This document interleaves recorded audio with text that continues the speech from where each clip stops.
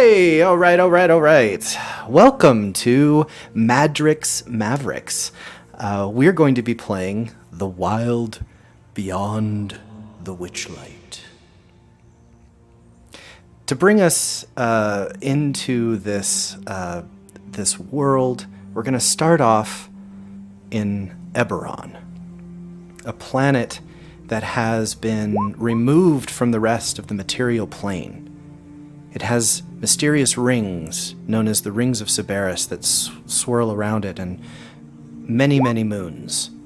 And there's a small town in the land known as Breland.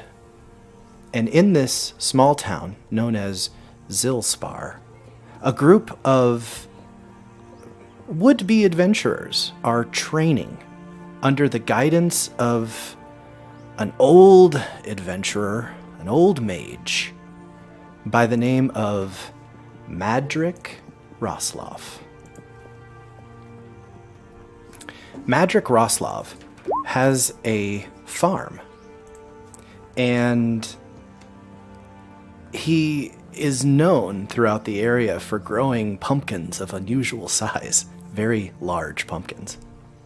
And some are used for festivals and carnivals, and some of them that aren't so big can be used for cooking and pies. But he's at least infamous around Zilspar for having the biggest pumpkins around.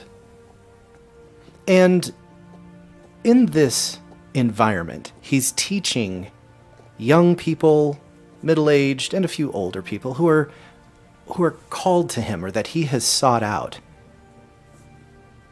looking for the life of an adventurer. And to start us off here with sort of describing what we look like and some of the individuals that are here at this farm, a group of adventurers that have been specifically chosen by Madryck because of their combined skill sets are known as Madryck's Mavericks, and the first of which is Anrak. Anrak, being played by, well, actually, if you would like to introduce yourself, how does the world know you online, and tell us a little bit about your character. Thanks. Yeah, I go. Call me Brett. It's fine. Online, sometimes by Event Horizon. Anrak is a satyr. He's a bard, and he can be a bit obnoxious at times. Bit of a dandy, fancies himself as, somebody probably way more important than he actually is, but down for having a good time. He has an unusual quirk of he likes to claim songs, well-known songs, as though he wrote them, but he didn't. And people know this, but he still, it's like, no, I originally, that was mine, so. So he does that at times, but yeah, I'll leave the rest to be developed in play, I suppose. I guess visually he's likes to dress in as fine as clothes as he can get his hands on at the current time, so that's him in a nutshell. All right. Thank you, Brett. And one of your party companions is Buddy.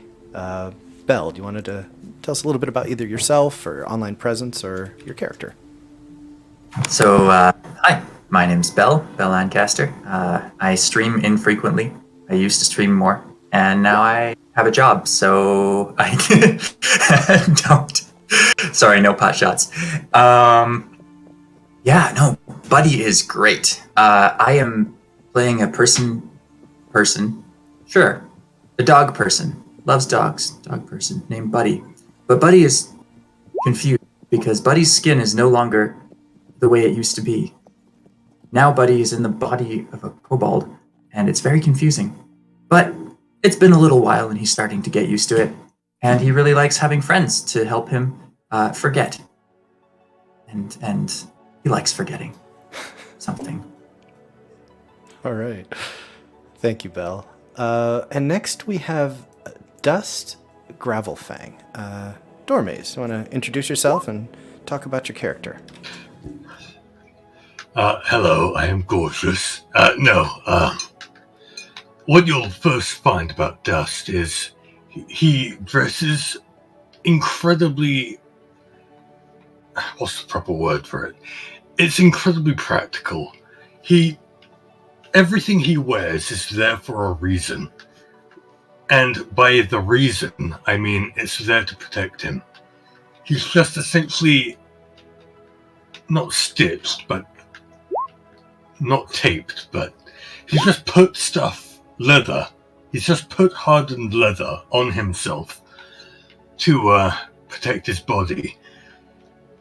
He is rather young. He's 23 of age. He is a long-toothed shifter. He's got one or two scars that cross his body, one going down his neck onto his chest, and he is wearing rather unfashionable shorts that are once again just essentially strong leather just put on him. And he is a druid. Not that you would be able to tell from the first look. I don't know how to do this. I told what I am. I like the unfashionable shorts, though. I like that. We can't see them in the picture, but I've got a great visual in my head. Fucking terrible. I almost gave myself a tiger stripe headband. It was awful. Everybody knows exactly what they are. Thank you, Dormaze. And another one of our members of Madryck's Mavericks is Kalei. Eyva, do you want to tell us about yourself or tell us about your character, or both? I am Eyva. I am playing Kalei. I have a companion, a firefly named Serenity. Pause for laughter. So I'm a fairy. I have these translucent butterfly wings, this long rainbow hair that's braided almost down to my knees, simple leather armor with a couple of daggers in it. But on my back, there's something strange. It's a short bow that seems to be made from the vines of a rose bush, thorny vines, and there's even flowers growing on it. Very unusual. All right. Thank you, Eyva. And I'll just briefly show everybody here if I can get Serenity. There you are. Get Serenity onto the screen. Look at that, guys. Look at that. That's adorable. Oh God, he's gorgeous. All right. Thank you, Eyva. And next we have Kashtarad, which is being played by Mardi. You want to tell us about yourself? Tell us about your character? Yeah, I'm Baron Mardi, or Mardi for short, and I'm playing Kashtarad, the Kalashtar sorcerer. Kashtarad is an average-looking young Kalashtar with the pale complexion of a librarian, no matter how long he spends in the sun. He has piercing green eyes and unkempt black hair, and that's the most noticeable thing about him is probably his clothes, because he always has the same clothes, who has been patched and mended multiple times in the year you've known him. Kashtarad is the weird guy of the bunch, the weirdest of the bunch for sure. In the year that you've known him to sometimes, at least once a day, completely lose himself, unsure where he is, how long he's been here, and who you guys exactly are. But those episodes generally don't last long. He keeps mostly to himself. You guys are probably the only ones on all of the Madryck's farm that he goes to talk willingly. And when he's by himself, most of the time, he doesn't even notice his surroundings, and you've heard him talk to himself in different voices. And that's about all I'm going to say about Kashtarad for now. All right. Thank you, Mardi. And then last but certainly not least, last only because alphabetically that's where you fall, we have Ribs, who is playing Overalls. Do you want to tell us about yourself, Ribs, and or your character? Why, yes. I go by Ribs. I've been playing D&D for quite a while, and I've always wanted to play as a fish person, which is exactly what a Locathar is. overalls is a greenish looking uh, fish person who is about 5.5 feet tall. Uh, the name is inspired from the image, which you can see he is wearing an overalls in. Um, the smile, however, is not present in the actual character due to something that we'll probably be hearing about in the near future. Uh, Overalls himself is quite young, and he is seen lugging around a giant, or his size, of a barrel filled with water on his back in order to survive the harsh conditions that it comes upon the Lakasa themselves. He also has, as most fish people do, a giant pike strapped to the side of the barrel, as well as a spear and a few javelins. Uh, yeah. All right, thank you, Ribs. On this beautiful morning, it's late summer, early fall, and these pumpkins are just growing bigger and bigger by the day.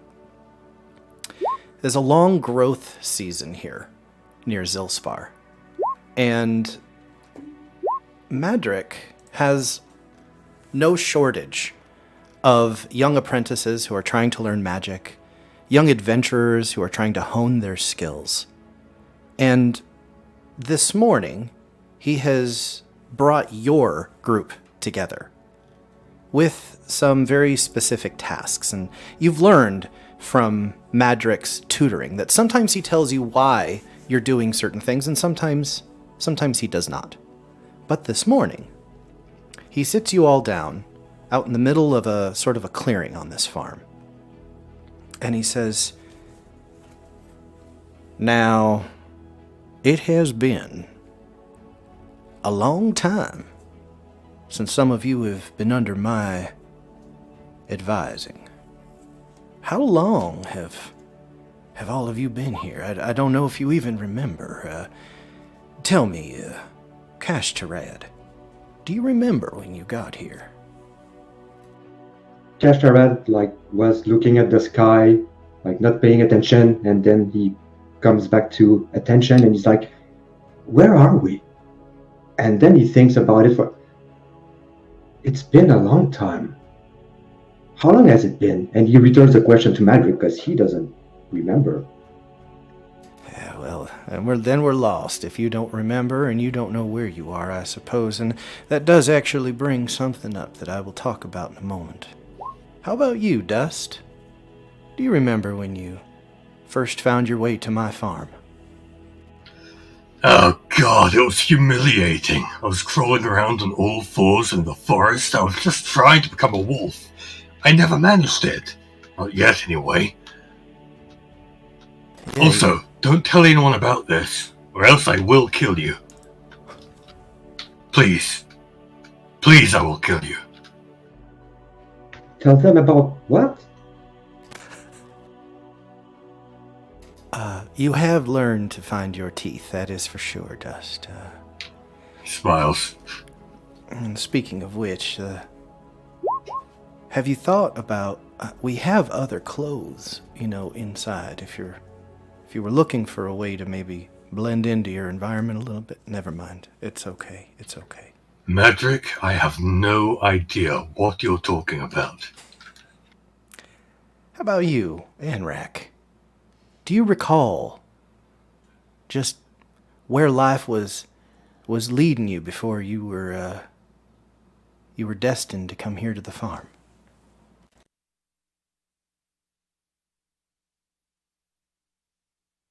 That's you, Brett. He's muted. Oh, you're muted. Come on back, Anrak. Apologies. Yes, I didn't realize I had clicked that particular button. Sorry, the question was where I was destined before I got here? Yeah, why did Anrak you got here? Yeah, why did you come to the farm? To learn? To drink? and to play music, and to dance. He's going to keep going until somebody sets him up. Dust will shut him up. And by that, I mean he'd kick him in the shin. Have you managed to find an outlet for your creativity? Or do you still feel hindered? Certainly, he pulls out his bagpipes and starts playing a tune. Here's one I wrote a couple of years ago, and it's like a really famous tune that everybody across the continent knows. Oh, like right. some great battle from the Mornland or something. Madryck patiently allows you to finish before he turns to Overalls and says, "In Overalls, I don't know if it's been 1 year, 2 years. What do you recall?" It has actually been somewhere in between. I remember all too well because I will never forget the purpose for which I am here. My village needs to be put out of debt, and as strong as able hands that I have, they need to be put to better use. All right, well, I'm glad that your memory is better than mine in that regard. Though there are some things I believe I could help you recall as well. Kalei, do you recall how you found your way here? Perhaps how long it's been? Yes, I wandered here. I smelled berries, so I flew this way. They were very good berries. Are you sure they were berries and not dust? What was that? I didn't catch that last word. Are you sure they were berries and not dust? Yes, they were berries. I ate them. Oh, Kalei.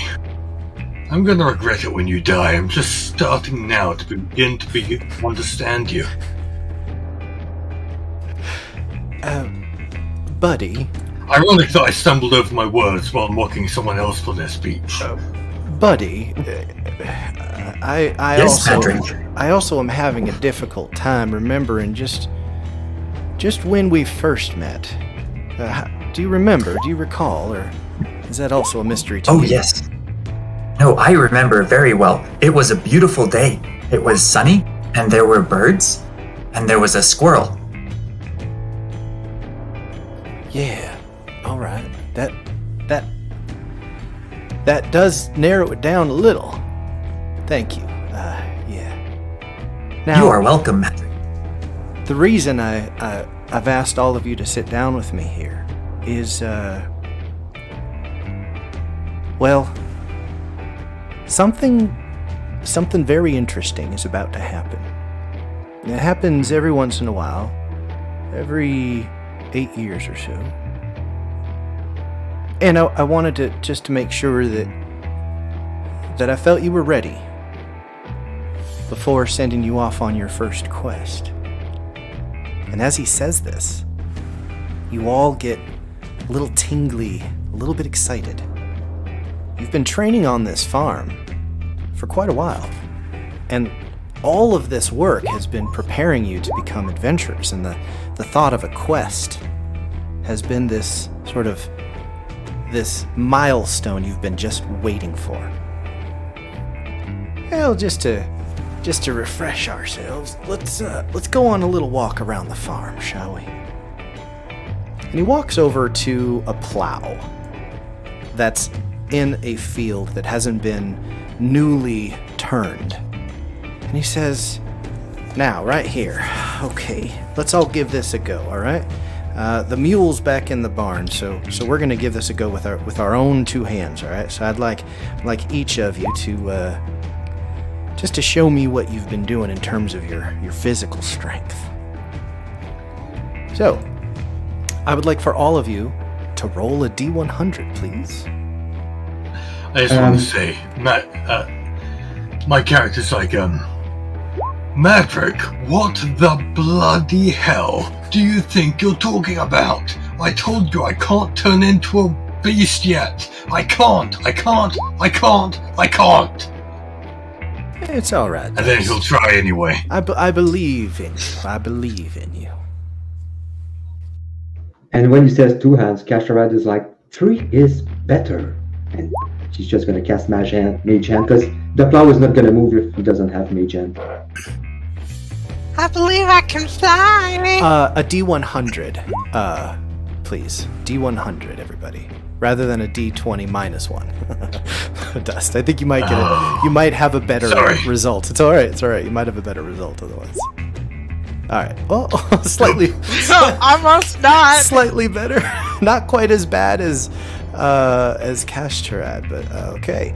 So as you all sort of try your hand at this, overalls, you are the one who, above and beyond everybody else, actually has figured out how to do this properly, and everyone sort of admires the way that you've done this, the way that you've managed to get the angle just right. You get your leverage into it appropriately, and you're able to push through more earth than anyone else with this very rudimentary sort of tool. It's because of the counterweight he has on his back. I didn't think of that before, Kashtarad. Perhaps you're right. Perhaps there is a little bit of leverage that he's able to add to it. Anyway, I think this might be something that you might keep in mind in the future, should you find yourselves in a situation. Put your heads together. Just dumb luck sometimes helps, but also sometimes finding out where your skill set is. Now, out of character, do any of you have proficiencies in strength saving throws? No. I do. Yes. All right. Well, then it makes a lot of sense then that this would work for you. As you are working at the plow, overalls, and you're showing off your abilities here, Madryck walks over and just sets his hand on your shoulder. And you feel like he has something to tell you. When you look at him, there's something in his eyes. It's like he just wants to tell you something, but he holds back for a moment. He says, all right. Now let's try something that doesn't require physical strength. I know that those of you who have been trying to perfect your arcane abilities might like something here. Let's go over to the new pumpkin patch. And as he walks over, there's some new pumpkins that are just tiny, little pie-sized pumpkins, about 6 inches in diameter. And he says, now, all of you, I'd like to focus on your abilities, those of you who are arcane capable, and look at that pumpkin right over there. And I want for you either to blast it into oblivion, or lift it up, or perhaps tell me something about what's inside of it, or perhaps create an illusion in front of it. Whatever suits your fancy, whatever you've been thinking up, and I really want you to push yourselves here. So, which of you would step forward for this challenge? Kalei steps forward, Okay. and she makes a whole bunch of flowers bloom out of the top of the pumpkin. Little boop, boop, boop, boop, boop, boop, boop. She's like, Look "Ooh." at that! Well, that's something there. That is something, isn't it? Yeah. Nice. Tell me, any of you think you could one-up Kalei here with her attempts? Oh no, that is beautiful. It is a gorgeous flower, but I could probably break it. And Buddy will step forward and take 3 little pebbles out of his pocket. And he will say, first, I would like to play a game with it. And he will throw one of the pebbles after casting a brief spell. And... ta-da! 21 to hit. And bludgeoning damage as he pull at it. And as the pebble hits the pumpkin and drops to the ground, it shouts out, please, play fetch with me! So you hit the pumpkin or you hit the flowers? I hit the pumpkin. Oh, the pumpkin explodes, just obliviated. There's little pumpkin seeds and guts flying all over the place. Oh, I am very sorry, Madryck. No, please. This is what I wanted to see. Amazing, wonderful. Thank you. I don't think that pumpkin's going to be playing fetch anytime soon, though. Oh, I will go and get the pebble then, and I'll go and pick up my pebble again. Anyone else? And as you're walking towards the pumpkin, there's a firebolt who grazes you it passes by close and hits the flowers. Burn flowers. Yeah, roll damage. Go ahead. It's 14. Definitely hits some of the flowers. Yep. 2 fire just- damage. Kalei, your flowers were beautiful, and then they were dispersed in a 10-foot radius, and then they were just lit on fire with a firebolt immediately afterwards. It's impressive for a new adventuring party to be so magically adept. Madryck says, anyone else have any ideas, things they would like to do here? Anrak will cast Unseen Servant, and I have it pick up pieces of the pumpkin to bring it to him, and he'll eat it. Raw pumpkin. Now that is something, Anrak. Whew, I'm impressed. Gotta be impressed. Dust will see a nearby bunny just hopping around, and he will use Speak with Animals to say, "Hey you, little critter, go fuck up that pumpkin." What? Wait, tell me again. What was it that you were what did you talk to again? What was it? A little rabbit, a little white rabbit. Yeah. So, as you say this, the rabbit at first was just kind of looks at you, and at first it looks like it's going to run, and then it holds still, looks at you with the side of the eye, and then it starts to recognize that you were actually speaking to it, and it just kind of hops over, and then just sort of tears into these little bits and pieces of pumpkin that have been scattered around, and it just totally follows your commands. Madryck is beside Dust is himself. "Hey, check it out! That rabbit is kicking that pumpkin's ass." Madryck is beside himself and just so pleased with your abilities here. And then something kind of strange catches his eye, and he says, "No, that's different." And the little bits of pumpkin that had been hit with that magical pebble, and then partially scorched by the firebolt, begin to just kind of move ever so slightly, like something heavy hit the ground nearby and shook them. But you feel no impact and you heard no sound. And then before long, more of them begin to vibrate, and then the pumpkin reapparates, and the rabbit is nearly caught in the middle of it and just barely leaps out with its back paw, just barely getting caught. And what results is a very disturbing looking animated pumpkin.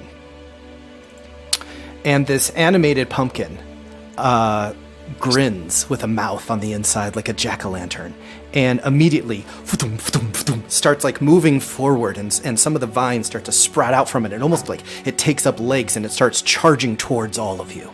I'd like for you to please select your tokens and roll initiative. Anrak screams and spits out the piece he was chewing on. It lands on the ground and skitters across and reattaches to one of these pumpkins. Yeah, Kashtarad also just shrieks and hides himself behind his arms. Ah! Pumpkin party. Madryck, Sorry, pumpkin is honey. smiling.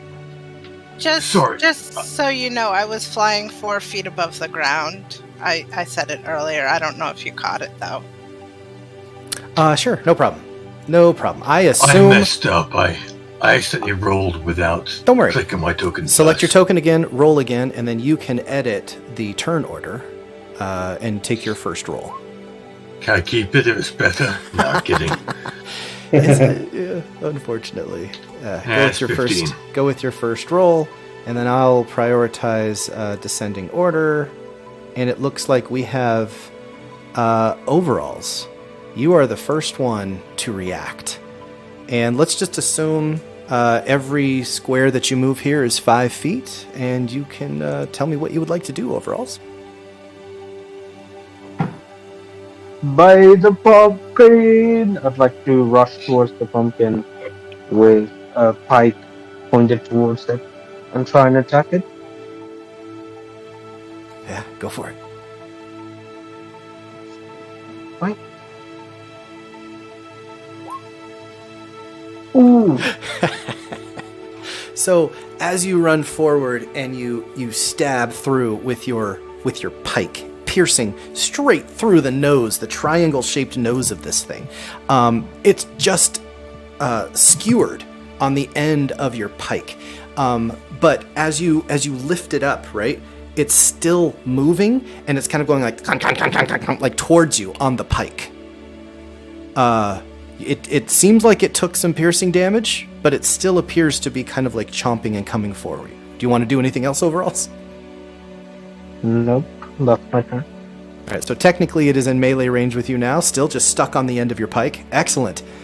Kalei, what would you like to do? So it's 5 foot from Overalls? Yeah, I don't know. Overalls, do you have it stuck into the ground, or is it kind of like, did you pick it up, or is it you just got it stabbed with your pike? Yeah, I just stabbed it. You just stabbed Sort it. of like harpoon. Yeah, it's on the ground, but this thing is it's pretty big. It's as big as, say, a humanoid. It's a pretty big pumpkin at this point. Oh, it got large. Yeah, it started accumulating parts, and something ensorcelled it. It's now held together by a weird magic. Kalei will fly up. As she does so, she will pull her thorn bow, a rose thorn bow, off her back, and she will make a shot at the pumpkin. Go for it. Oh, I doubt that hits. It does glance off of the top of this piece of pumpkin, but it doesn't actually stick inside, dealing no damage. Anything else for you, Kalei? Okay. That's it for her. She is now flying 34 feet up. Dust, what do you want to do? I take it that Overalls is within 5 feet of the pumpkin. Yes. Is he? Yep. Okay, in that case I won't use Ice Knife because it'll hurt him. I'm going to rush up there myself and use Primal Savagery.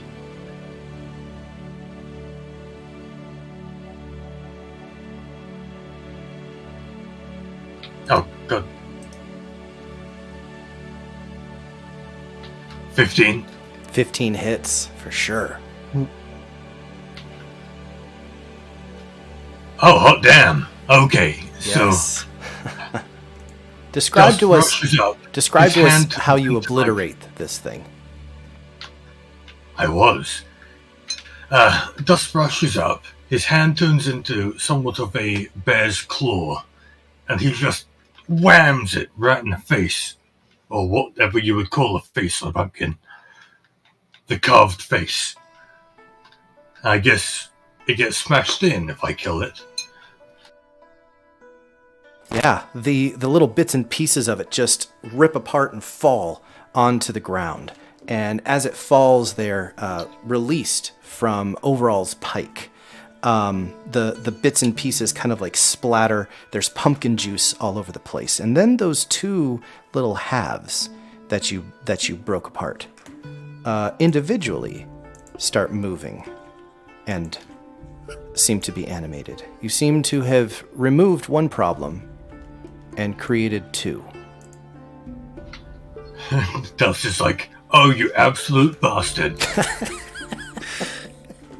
you have anything else you can do? I think that was probably your full economy there. I will use my bonus action to start shifting. All right, it's a Hydra pumpkin. Oh, so you start shifting. Yeah. I do, yes. What happens? Like, what do you look like? What's going on here with Dust? Ordinarily, I'd describe it differently, but this is Dust that we're talking about, so... Dust, like, nods his head really quickly, like he's listening to music, and it just really quickens up, and then his teeth elongate into fangs, and he grows fur on his arms and his legs. All right. Kashtarad, your turn. Kashtarad was kind of reeling from fear and surprise, and then he sees his friends like splattering him with pumpkin juice. So he's gonna kind of snap out of it, and now he notices there's one at his feet, so he's like, ah! And he's gonna shocking kick it, like I'm gonna cast Shocking Grasp with my foot on it, and I'm gonna miss, so I probably like fall down on my ass, and then I get back up.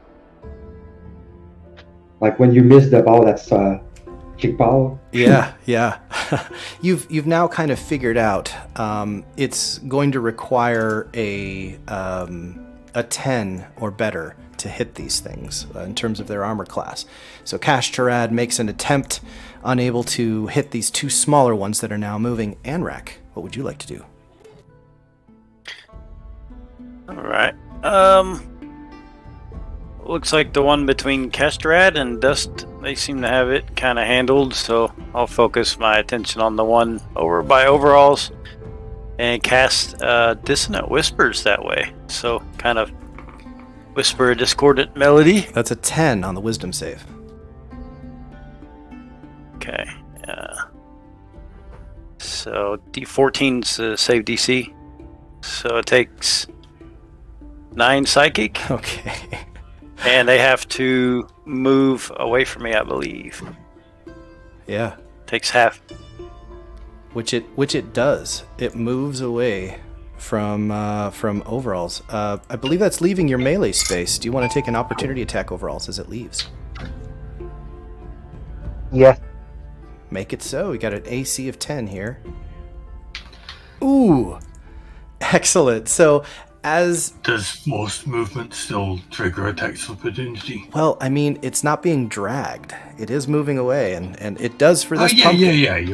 So as it goes to move away, right. you stab this thing, and it's just skewered, and you feel like not dealing any slashing damage is probably the way to stop this thing from moving, as you stab it, and the whatever psychic damage was dealt to it from Anrak was enough to make this thing stop moving, and whatever energy and magical source kept it going is eliminated.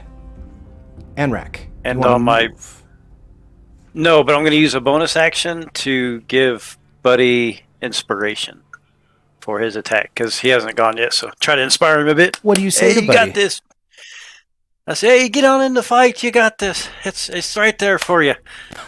And have him a nice die 6 to use for ability check, attack roll, saving throw. I think it lasts for 10 minutes, right? So up sometime in that time frame.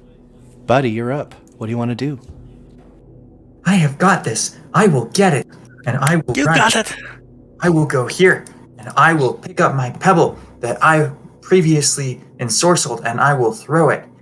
I will attempt to hit the pumpkin.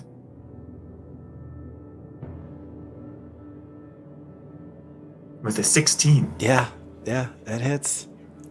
And 9 points of bludgeoning damage. Ooh, it is. Throw a second pebble. Yeah, it is nearly like just obliterated as you punch a hole right through the center of it, but it's still animated, still moving around. Did you say there's anything else you could do? The pebble drops and says, "Please, will you play fetch with me?" And Buddy will look and wait for the pumpkin to play fetch. All right. The pumpkin looks slightly dilapidated, as it took an incredible amount of bludgeoning damage from that stone. Instead of picking it up, though, and retrieving and bringing it back to you, Buddy, it does this weird opening up of what looks like a mouth, and it belches out what looks to be some sick and blackened pumpkin seeds. Odd, it does it towards Kashtarad, and even toward Dust. Kashtarad, I need you to make a dexterity saving throw, please. All right. Hi. I guess when you're standing on one leg with both of your arms covering your face, that's what happens. As it belches outward, it's a poisonous damage. You take 1 point of poison damage as these gross, disgusting seeds mixed with some sort of noxious magical energy hits you. That's it for the pumpkin. Overalls, what would you like to do? Ooh. I would like to go for the kill on this. Is there any angle in which I can gain advantage considering it's surrounded by 2 other people? Only if you shoulder check Dust or Kashtarad out of the way. Oh shit. Do you want to do that? Push him good.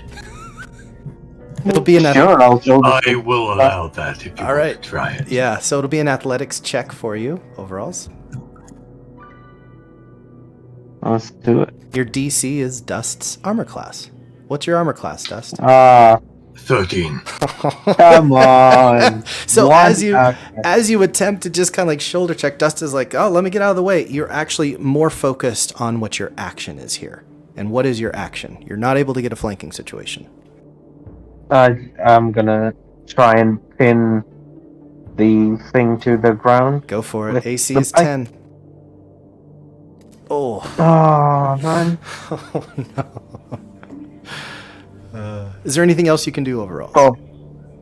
No, sorry, I'm a bit distracted. These pumpkin have bad teeth. It's Kalei. not your fault. It's my curse. I'm not worried. I will shoot him in the eye. God, I cannot stress how much I love this character, Eyva. It's piercing damage with the trick or sneak. Yeah, it is. Yes. It's piercing. Tell us how you finish off the last of the ensorcelled pumpkins, please. Yeah, as I pull my bow back, it goes right through the eye hole, but the thorn catches on it and rips half its skull open. Yeah, and the remainder of those poisonous seeds are just spilled out onto the grass. Madryck claps his hands as he sort of walks forward, and you can see a little gleam in his eye. This is not the first time that pumpkins have mysteriously become animated around you, and strange little unforeseen mishaps have happened in Madryck's presence. And you can't help but think he's testing you, that perhaps he is somewhat instigating these phenomenon. And Dust is like, pumpkin pie again, I suppose. Just kicks the pumpkin by his feet. Pumpkin juice for everyone. Well done. Well done, I like Mavericks. pumpkin muffins. Well, I think it is time. You know, last night I found something from the town up in Zilspar, and I thought maybe it would be interesting for all of you to see. And he takes out what looks like a flyer. Let me find it here for you. Oh, not sure where my flyer is. It's a get well card. Yeah, where's my... Yeah. I've got a handout for you. I just have to find it. Ah, here we go. He takes this out and he shows it to you. It's a flyer. Show to players. Bam.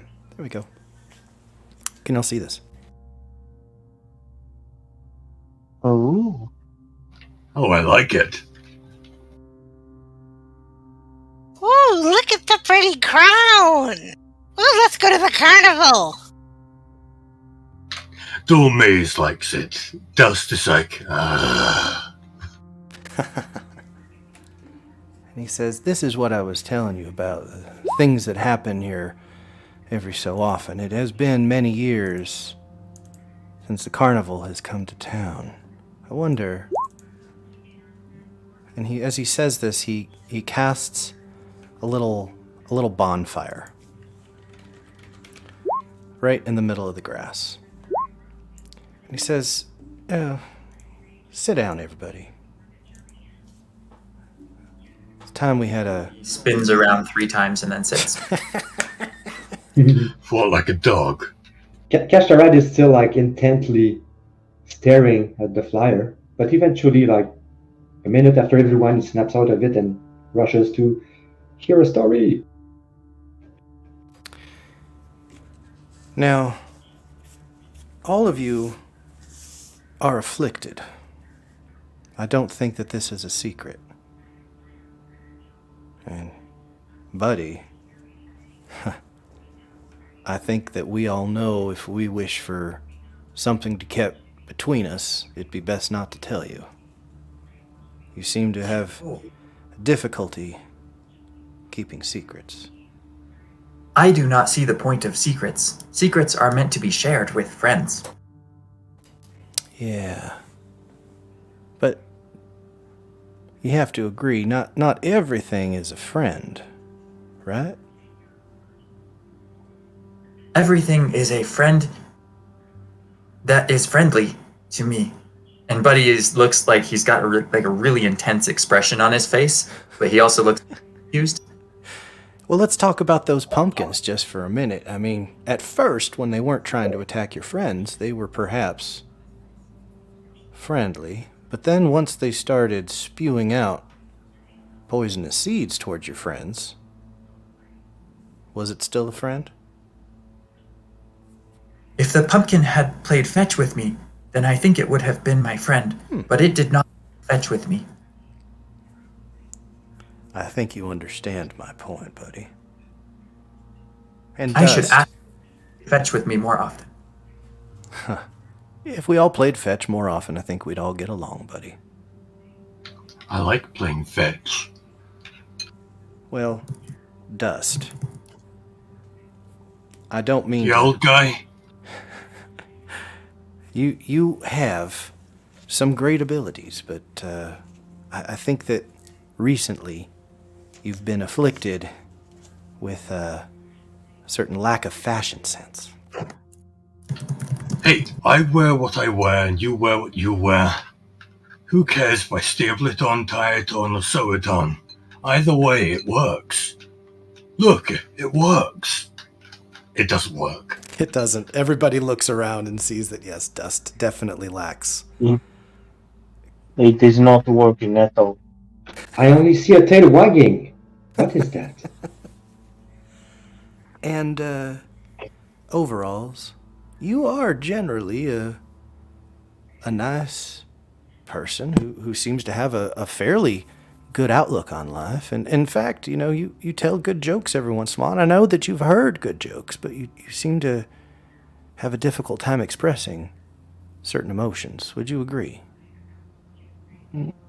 Yes, it feels like sometimes when I want my mouth to move, it doesn't.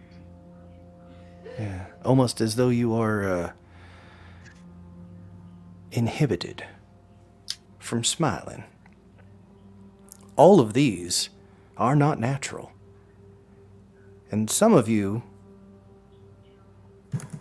are more afflicted than others. I dare say Kalei. I saw the note that you left on the kitchen table, and I'd love to read it, and he holds it up. And would you describe what the note looks like, Kalei? Your handwriting? So it looks like a bird, and then a totem pole, and then a dog bowl, and then a pencil. Now these are letters, right, Kalei? These are not pictures. These are letters, right? You don't understand that? He looks around at the group. No, I don't believe any of us really truly understand this. When I see this, These are not letters. When I see this, I see a drawing of all of us together around the fire. Oh wait, this is now. Yes. In Kashtarad. There have been a few times where I've found you just wandering off in the woods surrounding the farm. You find it difficult sometimes to find your way back after you've gone for a walk. Have you noticed this? No, but sometimes the past and the future, they fuse together, and I'm not sure which is which. Yes. I believe that might be yet another affliction, or perhaps something you'll have to discover on your own. Either way, I have noticed you lack a keen sense of direction, quite literally forgetting which way to go to get home. I am indeed without direction. And he starts musing about this fact. And Totally not Anrak, understanding what Madryck means by that, but still. and Anrak, you have suffered quite a bit, and we have suffered by trying to be polite. I don't know if you know this or not, but that song that you played on the bagpipes just a bit ago, it's not the first time that I have heard it before. Anrak, your bagpipe playing is awful. It hurts my ears.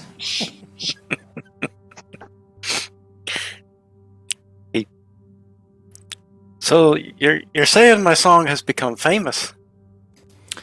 Yes, before it was even yours. I believe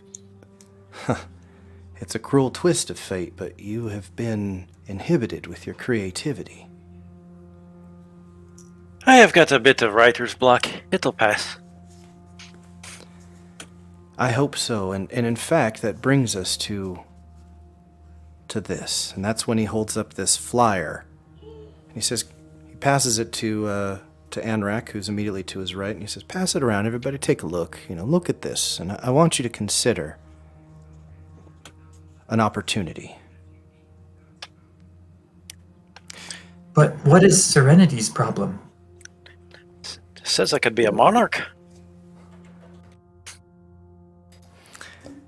Serenity doesn't have any issues, except for sometimes its light flickers too much. Oh, that is a problem. Everybody has problems. Madryck has the same one I do. What is that? Oh, he says things as they come to his mind immediately, without thinking of how others may be offended. I do that all the time. It's not a curse. Oh, Well, speaking of these curses and how might you get over them, when this carnival last came to town, there were 6 individuals who attended this carnival and have since forgotten that they were there. These 6 individuals might have had a different destiny, but our paths seem to have crossed. And I felt it necessary to manipulate the strands of fate and to teach all of you how to become adventurers so that when the carnival returned, so too could you return and find what you have lost. And when he says this, the word lost, it echoes in your mind. Lost, lost, lost. As you all feel your head taken over by a fever, the flames of the fire that he has cast seem to grow brighter and louder. And there is a definite moment where you feel as though you might pass out just from the sheer pain in your head. And he starts to speak. Overalls. You don't remember this. In fact, no one in your family remembers. No one here on the material plane remembers. I only know because my patron brought it to my attention. She told me of your younger brother, Nirim.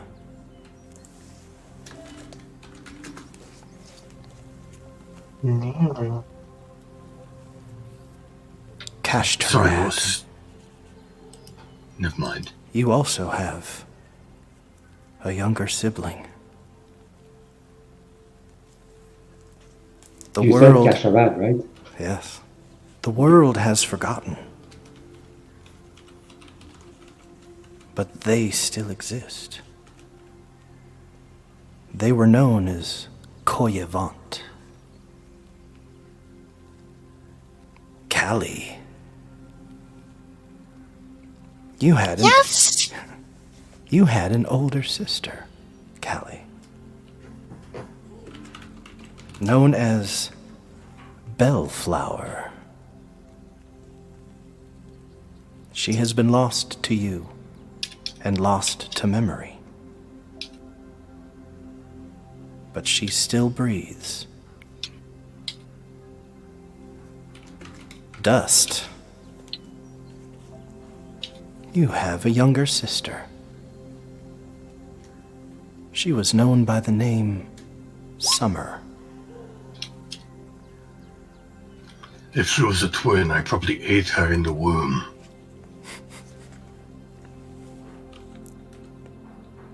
Buddy.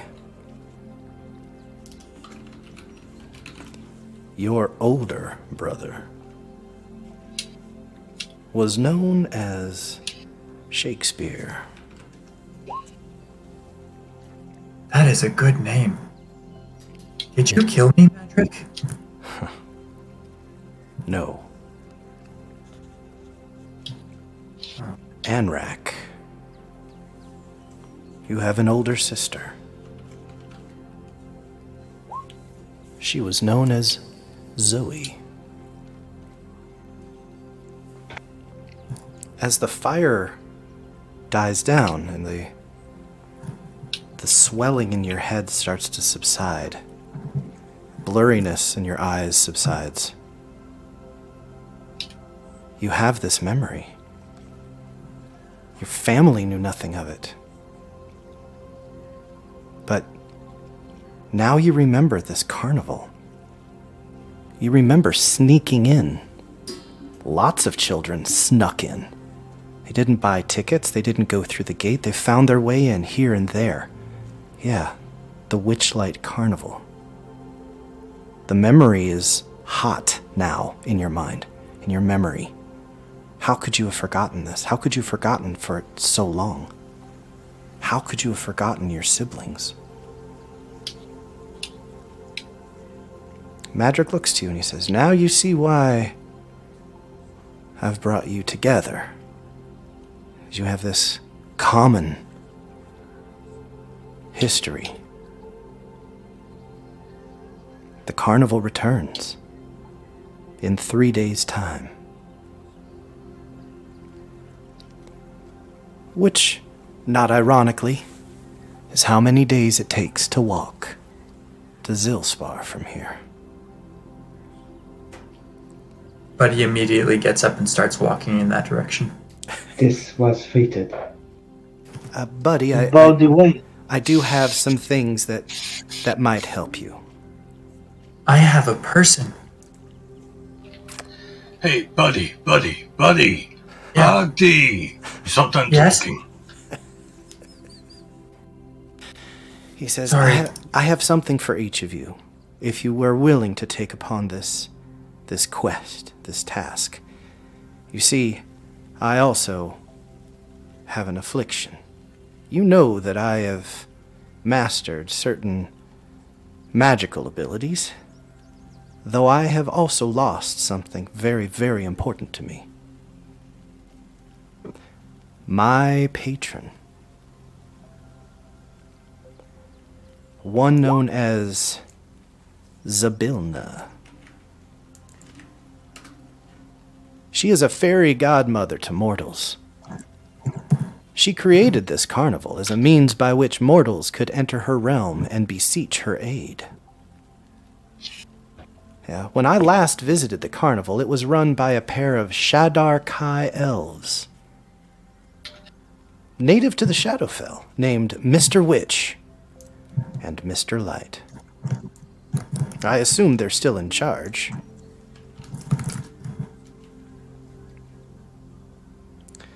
I do dimly recall that Witch and Light acquired this carnival long, long ago. Maybe 100 years or so.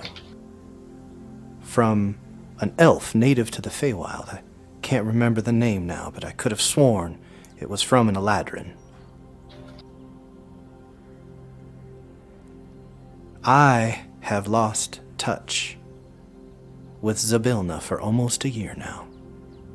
I know that time passes differently in parts of the Feywild, including her realm, a place known as Prismere.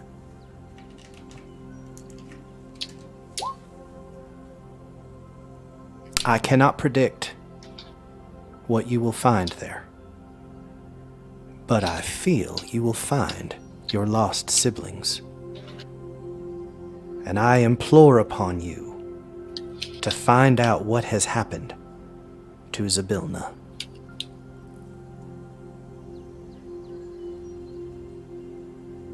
I have these for you. And he takes out of his hands what look like miniature pumpkins on small little chains with a hook at the end. So these look like charms, one for each of you. Hopefully you'll remember where you came from. He hands one to each of you. You can add a pumpkin charm to your inventory. Will they also try to bite overalls?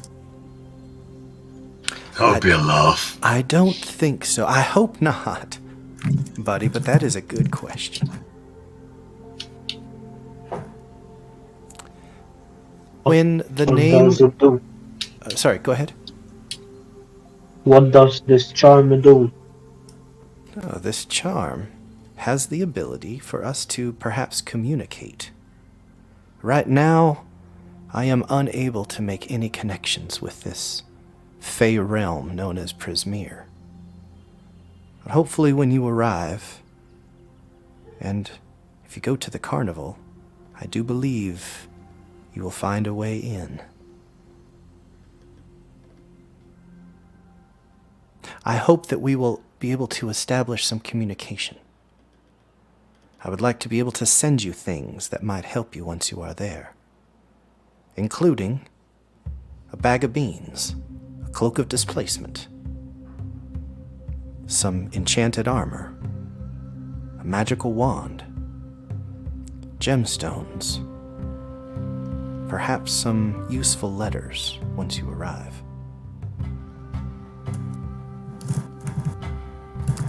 Oh, that sounds nice. I'll take mine now. Beans, you say? Are they edible? Some of these things might be edible for you, but I want to make sure that you're able to arrive and that these things are not taken during your trek.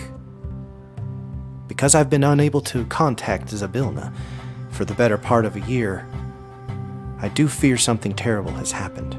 My adventuring days are long over. But Zybilna has been good to me, and I would like to know that she is well before I take my leave of this world. Oh, please, you old fuck, you're gonna outlive us all. Ah, Dust, I will miss your candor. Please, seek out Zybilna of Prismere. Help her if you can, and return with proof that she is alive and well.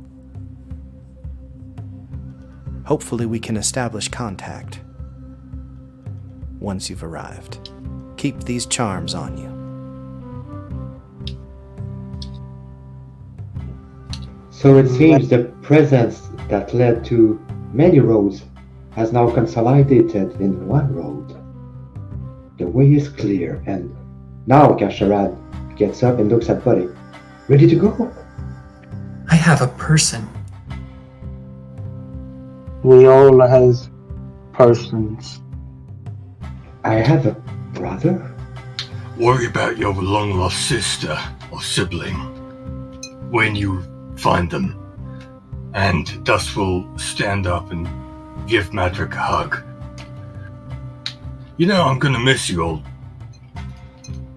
timer. You can tell he was looking for a ruder word, but then he couldn't bring himself to say it. Oh, Dust. Do not forget that there's quite a lot of potential with you and your allies. Well, yeah, these freaking losers are amazing.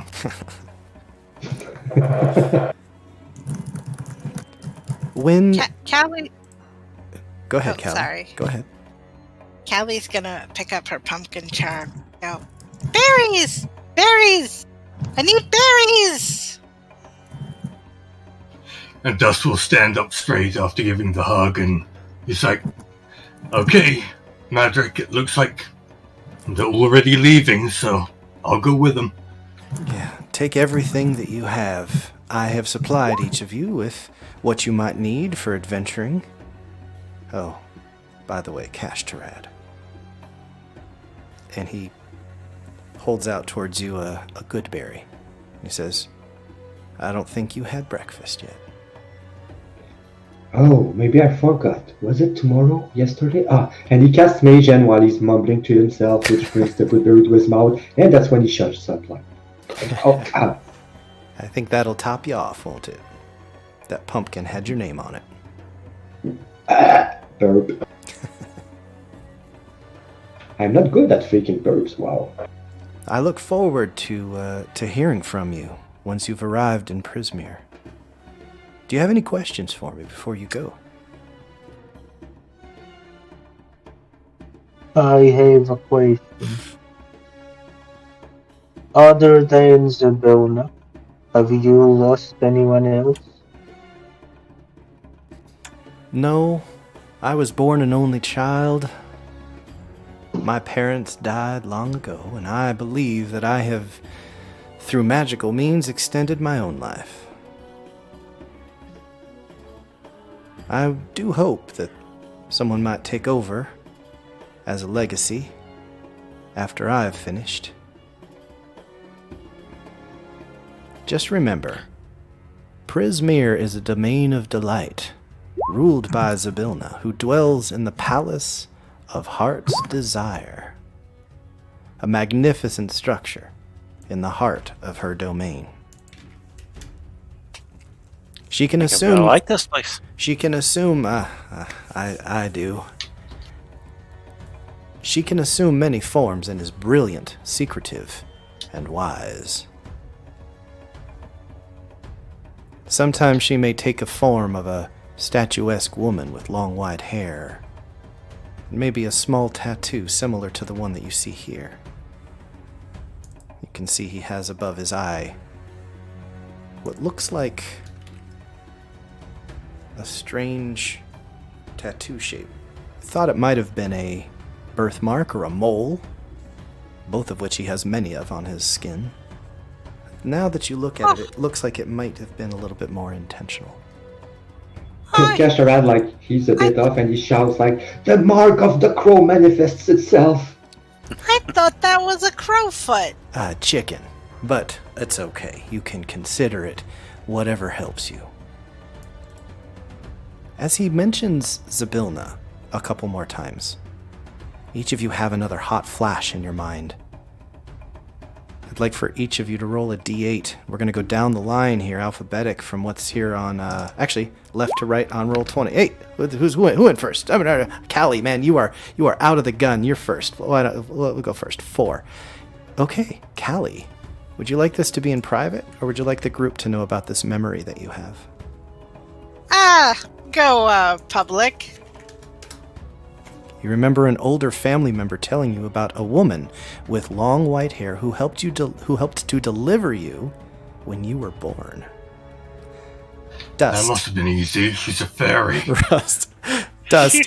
Roll a d8, please. God, my attitude is starting to shift into Dust's attitude. God. Dust. You have a memory. Do you want it to be public or private? Public, why not? When you were a small child, a woman matching Zybilna's description reunited you with a lost pet. Kashtarad, D6.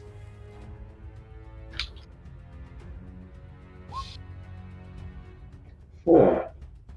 Uh-oh, you Wait, got the D6 or same as D8? me. D6. D6 for me. D6. Public or private?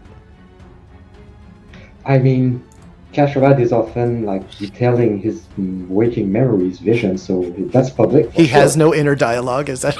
I love it. I love it. Basically. You used to have trouble speaking as a child until a woman matching Zybilna's description put her hand on your head. Buddy? I know, I didn't need to speak, I would just pop into your mind. Buddy, D6, please.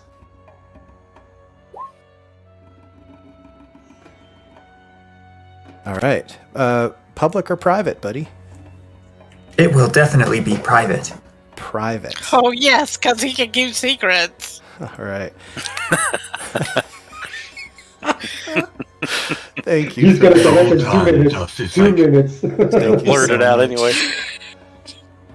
Hey buddy, what did you remember? Hey buddy, what did you remember? Hey buddy, what did you remember? I sent that to you. Did you get that, private? Oh, I remember that I fell into an icy pond as a child, and I probably would have died if Zybilna had not fished me out of the cold water and wrapped me in a blanket. Oh, buddy. So can you post that as well in the chat now that he's told us? Sure. Let's see. There you go. Next is Anrak. Let's roll a d4, Anrak. All right. 2. Public, please. Okay. Oh. Okay. Now that you remember being in the Witchlight Carnival, you remember sneaking in as a child and running into a woman matching Zybilna's description. She gave you a cupcake that made you feel special when you ate it. That explains his addiction to mushrooms and stuff. Wow. All right. 1 + 1 equals 3. And overalls, do you roll any die because it's odd or even for you? So any even numbered die, please. Wonderful.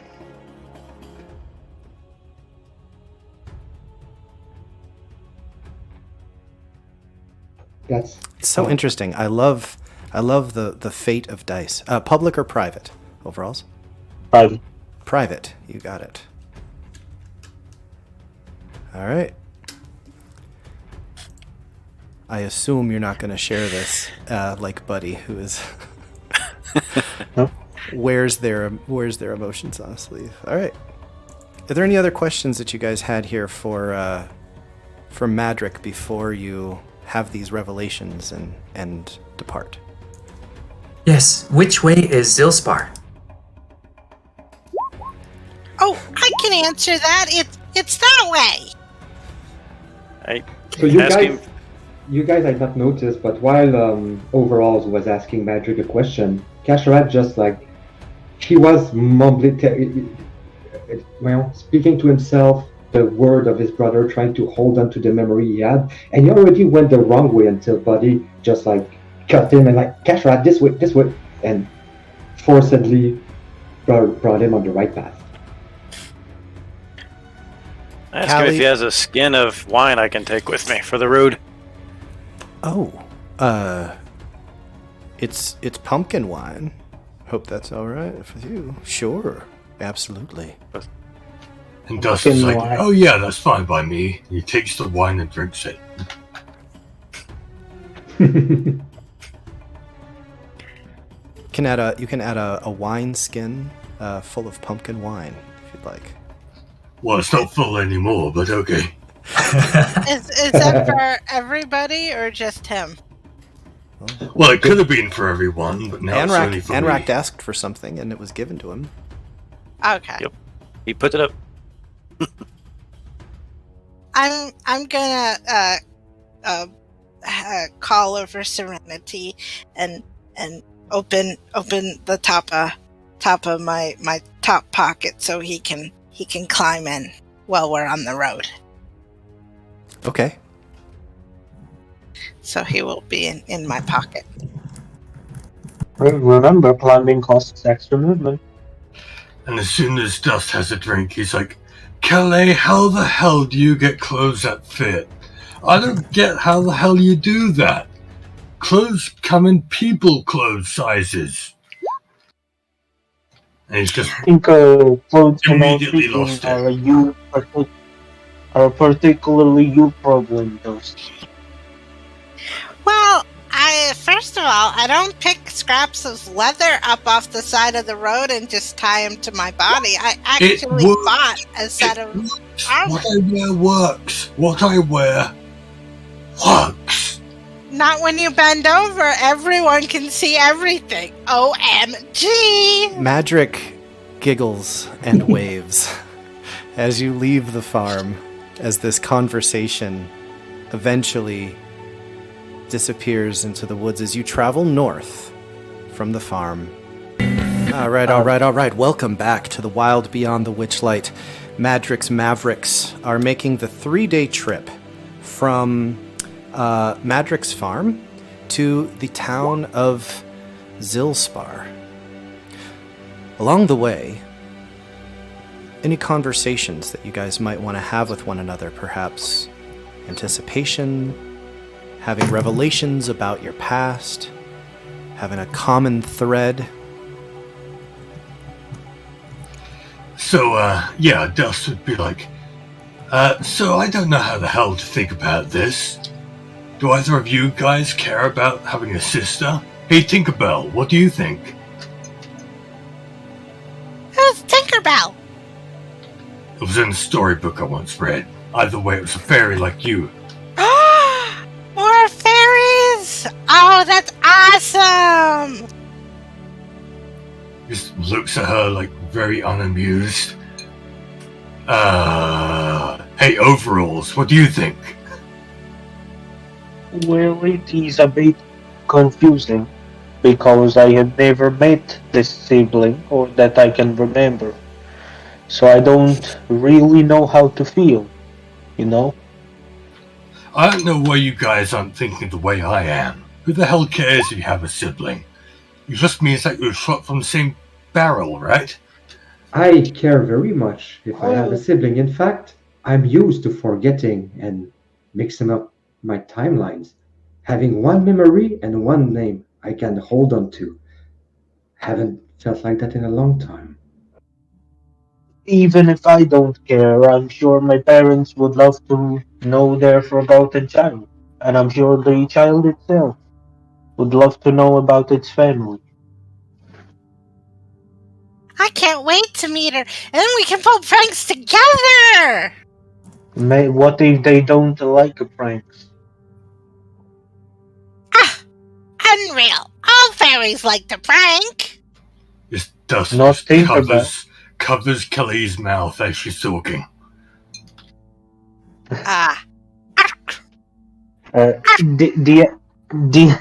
DM, you said that we had visions of us as children traveling to the carnival?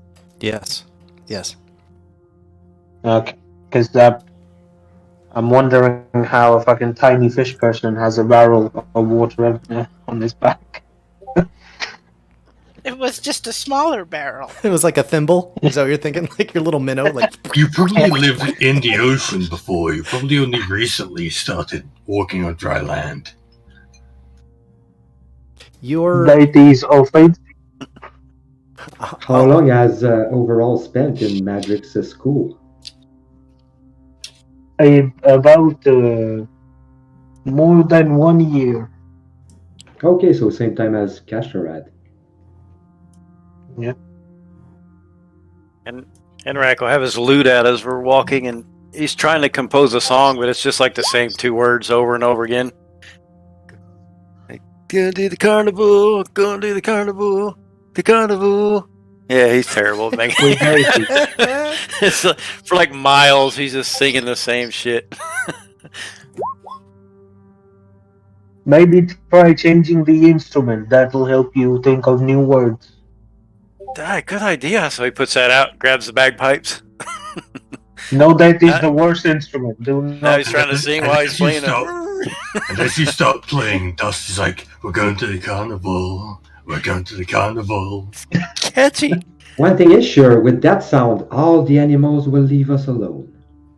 Hey, did you see the flyer? It says I'm going to be the monarch. Really? Are you sure? Are you Hey, not a I did courtier? not. This is where you're suited. look at me. You are kingly in a sense. I think you guys would also know, just because we've been at the place for a while, like he has several costumes that he travels around with. So he's into like disguising himself and that kind of stuff too. So sometimes he'll try to appear as somebody else, even talking in a different voice or whatever. So. Maybe not the monarch. Maybe I've seen people who are called the court jesters who wear different costumes. Maybe that'll be to your liking. You never know. Not until we get there. He's pretty happy about it, really, overall. It's hard to get him down. Anrak's pretty much always happy. Annoyingly so, usually. I've always wondered why a Madryck is teaching us for free, but now I understand. Kind Where of, are we not anyway? really. What'd you say, sorry? Where are we anyway? We're on the Set road a to character. Zilfar. We're on the road to Viridian City. We're on the road again. We're heading in which direction to this bar? Not that Kashtarad would know, but out of character. North. Okay, so we were south. All right. Yeah. Any other conversations that might happen on your way up to Zilspar? We could perhaps retcon if we need to, but you're fairly confident that you're on the right path. But just to make sure, I know that you have a special feat for this, right, or a special characteristic. Yes, Kalei, I do. is it you cannot get lost? I Wanderer. posted it. It's basically the Outlander. All right. feat. So Once you travel, you know of the place. yeah, and you would know that this village in the south of Brilland is east of the big city, right? Sharn, which is along the Orion trade road between Sharn and Trollenport. And it's on the southern edge of the King's Forest, near the coast of the Thunder Sea. Hey, Sharn is where Kashtarad is from. It's not a huge city. In fact, it would be considered a village. But when you arrive, you can see that the posters, similar to the one that Madryck showed you, are pinned onto trees and posts of small buildings as you arrive at this village on day 3 of your travels. And there's a lot of anticipation in the town.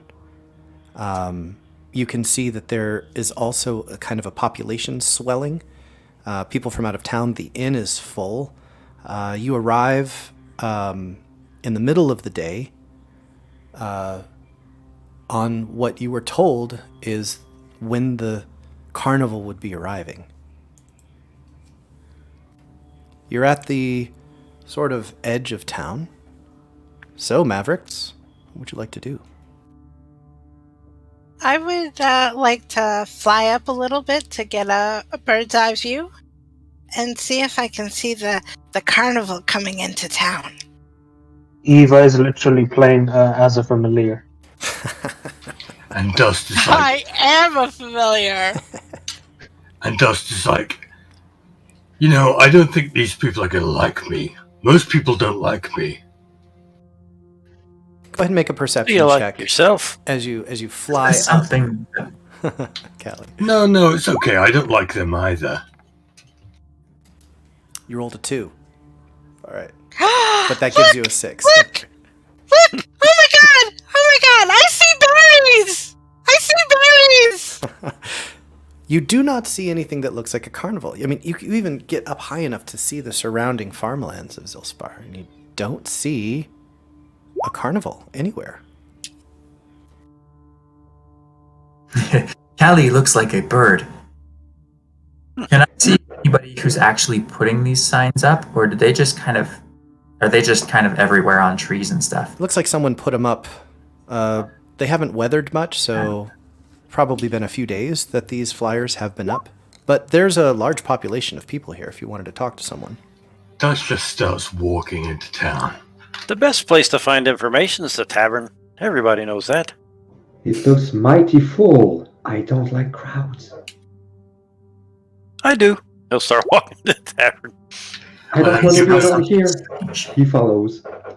I don't give no craps about their signage. I don't give no craps. I like that. I'm trying not to swear, while going also to the- being extremely rude. We're going to the carnival, not the casino. Yet. Craps, I get it, Eyva. We all get it. It just isn't very funny.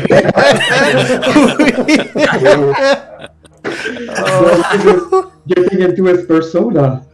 That's good character. God, Dust is leeching his way into my entire being. Seriously. And he's Maybe a I should brush lychee it off. fruit. I think I missed something there. Anyway. I believe we're headed to a tavern. All right, excellent. The like I said, the swelling of this population is to the brim. The inns are full. The tavern is crowded. Standing room only. You can barely make out some really bad music going on in the background.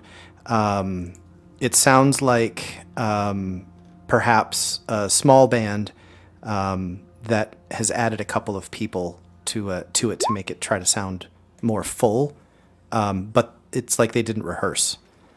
So you can tell that like a small group of the players know what they're doing, but a larger group of the individuals in the band are trying to look for the changes. All of them seem to be looking at the drummer who's, trying to lead this group. It's kind of a cacophony. It is strepitous. And Kashtarad is like, I love this music. They're a shit band, aren't they? So, got a bad are you, player are in you that telling group me with this those is like forums. noise flower? Noise flower. This kind of music makes sense to me. Anrak's gonna go to the other side, get his lute out, and just start playing Make loudly. a performance check, please. Is there a town crier in this area? So yeah, Anrak disappears and has to push his way through. But before long, Anrak, what instrument are you playing? Or are you just singing? He's What got are his you doing? lute. Okay. He's got his lute. He's gonna jump up on a table. He don't care if people sitting at it or anything. He's just gonna start singing like the most heroic, festive song that he can recall. So you actually do a great job, Anrak, and it drastically improves as soon as Anrak gets to the stage. You're all able to kind of push your way in. All that they have at this point, since they've sold out of all of their hard liquor, is really cheap grog, which is rum that's been watered down. And it's 1 silver piece for a big flagon of grog. They're out of food. Yeah, I'm not at all about that. Although I would like to say, as soon as Anrak starts playing, Dust will just work his way into a shop, buy a hat, and then drop it at Anrak's feet. Panhandling. Top up. Yeah. All right. So is anybody getting grog? Absolutely not. Yeah. Not here. I would like to have water. I am very thirsty. The water's free. I want to grow. Grog is That's a silver good because piece. I will need lots of water because it drips out of my mouth. I don't have lips. Kashtarad actually thinks about nothing else than putting this moment to memory. Sorry, I mixed two words. So he's gonna get his a sheet of paper out, a pen from his painter's supplies, and it's gonna be very abstract, but it helps like having an outline of the crowd, the back scene, and himself looking at it. All right. A bit of abstract. He's quickly drawing it. It's going to take maximum 5 minutes, and then he's going to carefully fold it, put it back into his pocket. Who's got like already like 10 of those drawings from the 3-day trip we've had so far, and that's how we remember some of these special moments. Ooh, paper. Can I write you a note? You can put your notes on there, but please don't write over any one of my sceneries. How about you draw a little cat? Just a little cat right there in the corner. And he's like, Instead of writing. You shut up. There's no cats here. There could be. As the music gets to a high point climax, and I think I've got overalls is drinking grog. Anybody else? No, in fact, while Dust sees people buying drinks, he leans over to the nearest party member. I don't know, Anrak. Why not? And he's like, I know what Anrak the is hell playing the lute. Well, he doesn't care. He does. Have you ever had to play a gig, and while you're playing, someone comes up and tries to talk to you? It's happened to me. Yeah, It's like it's so difficult to like be polite. In that situation. You think Dust cares? He does not I care. don't think he cares. That's why I think it's hilarious. Anyway, he's like, I don't know what the hell those guys are drinking. Although I do have a suspicion it might be urine. I've drinking worse. And Dust takes a step away from Anrak. In your brief moment, even though your performance was amazing, the band loses the beat. The song ends like a railroad crash. Like it's horrible. The song is just kind of like over, and there's like 7 different endings. It was just impossible to work urine into the lyrics. But the crowd actually that's suddenly been paying attention now to this star virtuoso who's shown up and did a great job playing the lute. See the hat. It's crowded, so only a small percentage of the crowd actually gets forward and sees that you're accepting tips. The band has their own little tip jar, but a little bit of coin actually gets thrown your way. Roll a d20 for me, Anrak. We should have.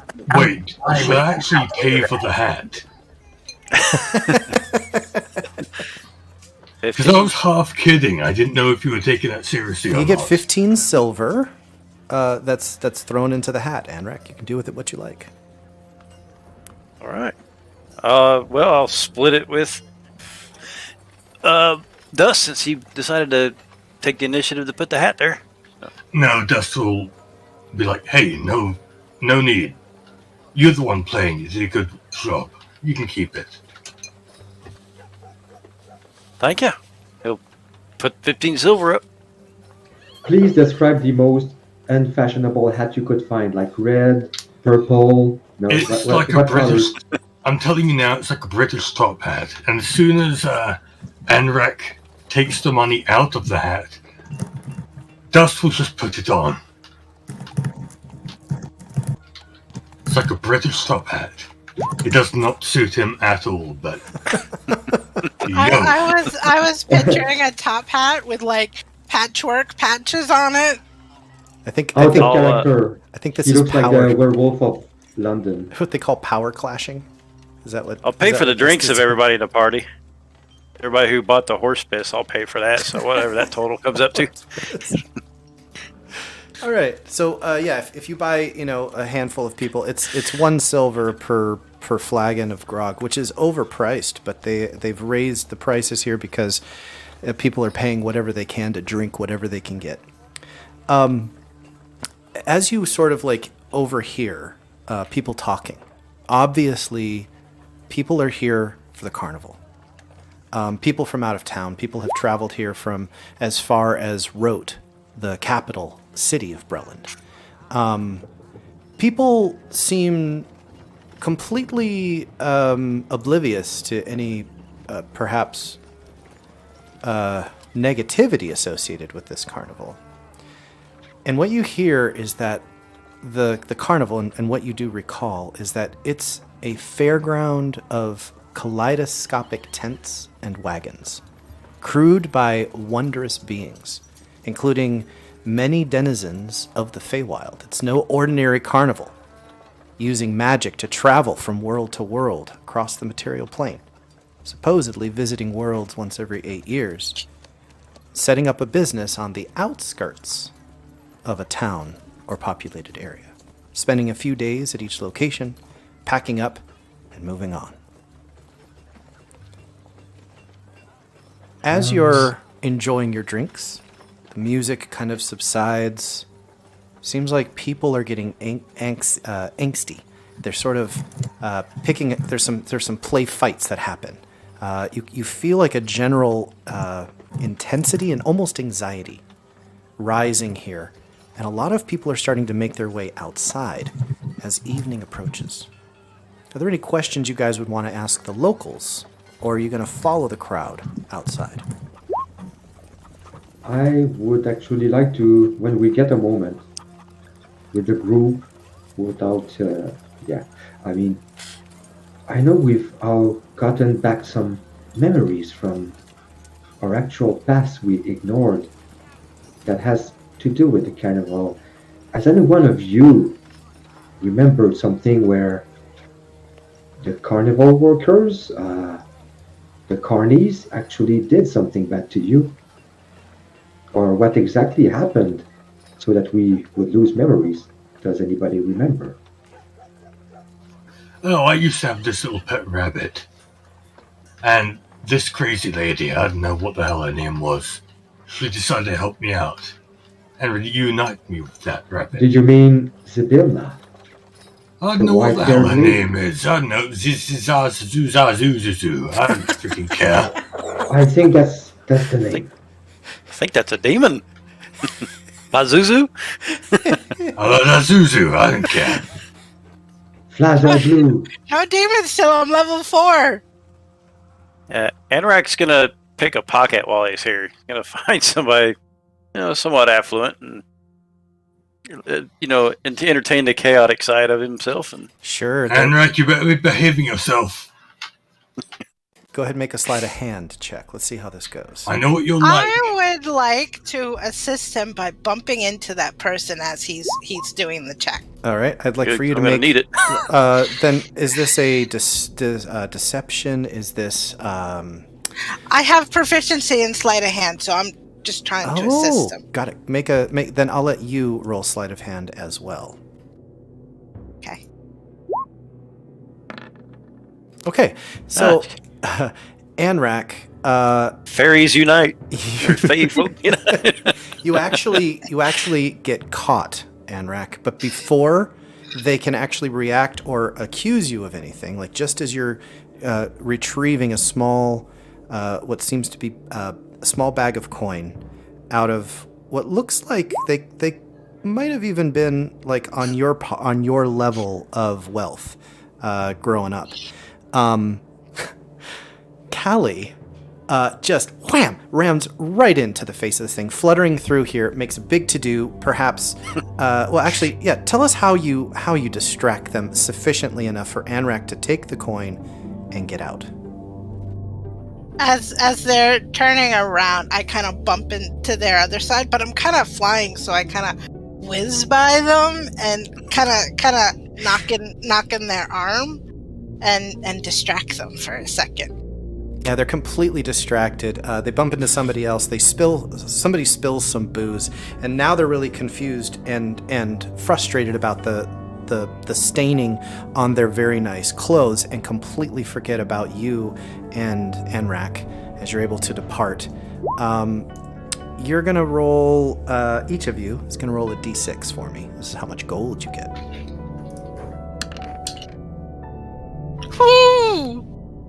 bow. 10 gold altogether. You can do with it what you like. All right. So you had a moment there, Kashtarad, to speak to the group, wondering about memories. Other than what has been described, you don't have any other revelations. No other memories necessarily associated with the past, or specifically with this carnival. Yeah, and most of the memories are actually good from what Zibilna did with us. So I was kind of hoping somebody had a negative one that would give insight. But no. And also Kashtarad is not the kind to go and ask like the local populace about information. So he's just gonna not drink grog and just stay seated waiting for the next thing to happen. All right. So when you walk outside eventually, because the inn is closing down. They're out of grog at this point. The band has packed up their stuff. They're also heading to the carnival. Seems like the town is going to become empty when this carnival arrives, and everyone seems to be expecting it this evening. And as the population comes out into sort of the village square, it's like a carnival is already happening. Minus the tents and the attractions, the amount of people here is already a party. There's a lot of good feelings. Every once in a while you hear a couple of drunken machismo-like people, getting into a fake fight, but really nothing ever turns of it. And then out of the sky, and you hear a child's excited voice, high frequencies, shout and says, look, there it is.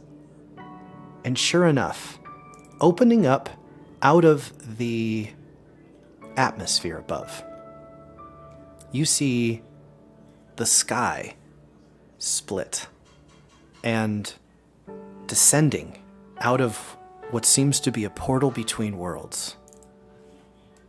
You see a series of carriages. Y'all see this image? Oh, yes, it's Yep. awesome. Horses with butterfly wings descending, pulling beautiful and multicolored caravans begin to descend outside of town. The excitement rises, oohs and ahs from the village. You yourselves feel a bit of anticipation. As they descend outside of town, the crowd begins moving. You're almost swept along with it. And you feel yourselves part of a massive exodus from Zilspar. As you head towards the forest. You have a minute here, guys. What would you like to do? Before being swept by the crowd, Kashtarad is like, I've seen a lot worse than this. Also, Bell, you're muted. I am. Anrak's gonna Did we dance. follow it?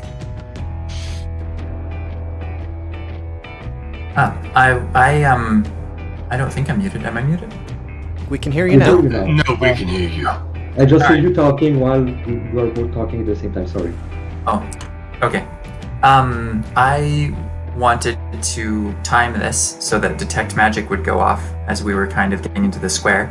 I was hoping to catch a little bit of a fireworks show, as it were, a magical display as all of this is going down. But mostly I was actually looking for if anybody in the crowd had magical items that I could try and pilfer.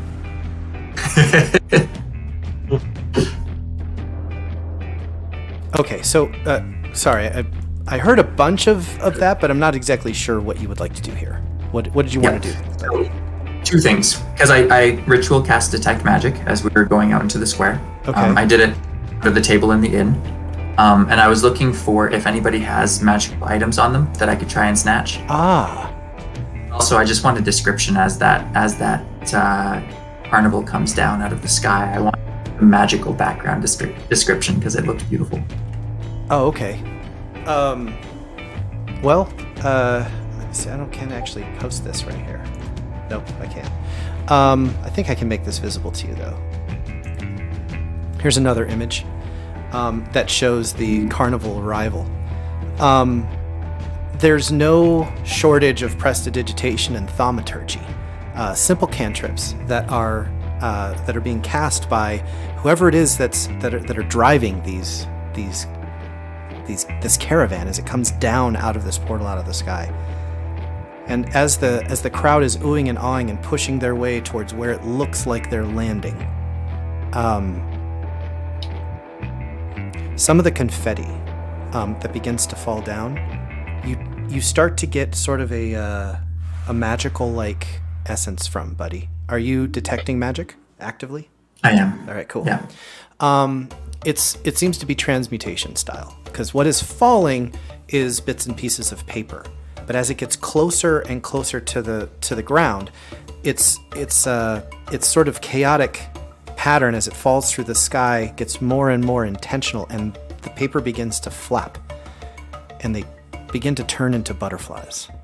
And as these butterflies begin to descend, this cornucopia of color descends upon the town, and the butterflies are landing all around everyone, and it is otherworldly. It is truly awe-inspiring. Other than that, buddy, you don't pick up on any magical items in the surrounding crowd around you. Oh, this is very nice. I like butterflies. And I'll just stare at them for a while before kind of shaking my head and then following with the rest of the crowd. All right. Okay, and Dust at some point will just poke someone on the shoulder, just a random member of the crowd, and he is going to ask, okay, what the F is going on? I'm not used to not swearing. I'm a British person, that's what we do. Has someone forbidden you from swearing? You did mention at one point that we should try to lay off with the swearing. Too much. Me? That doesn't sound Well, like yeah, at me, one point you did. Dormaze. Anyway, say what you want to say. I don't think it was them, because he was talking about tits earlier. That was during my adventure. And that was because I was in charge and have kids in my house. Oh, that's what... okay, yeah, that was a I'm good complete now. mix-up on my part. I Okay, had what the fuck is going on? What the fucking fuck? Welcome back, Fucking Dormaze. hell. Welcome back. Welcome Fucking back. tell me right now. Uh, Yeah, what's going on?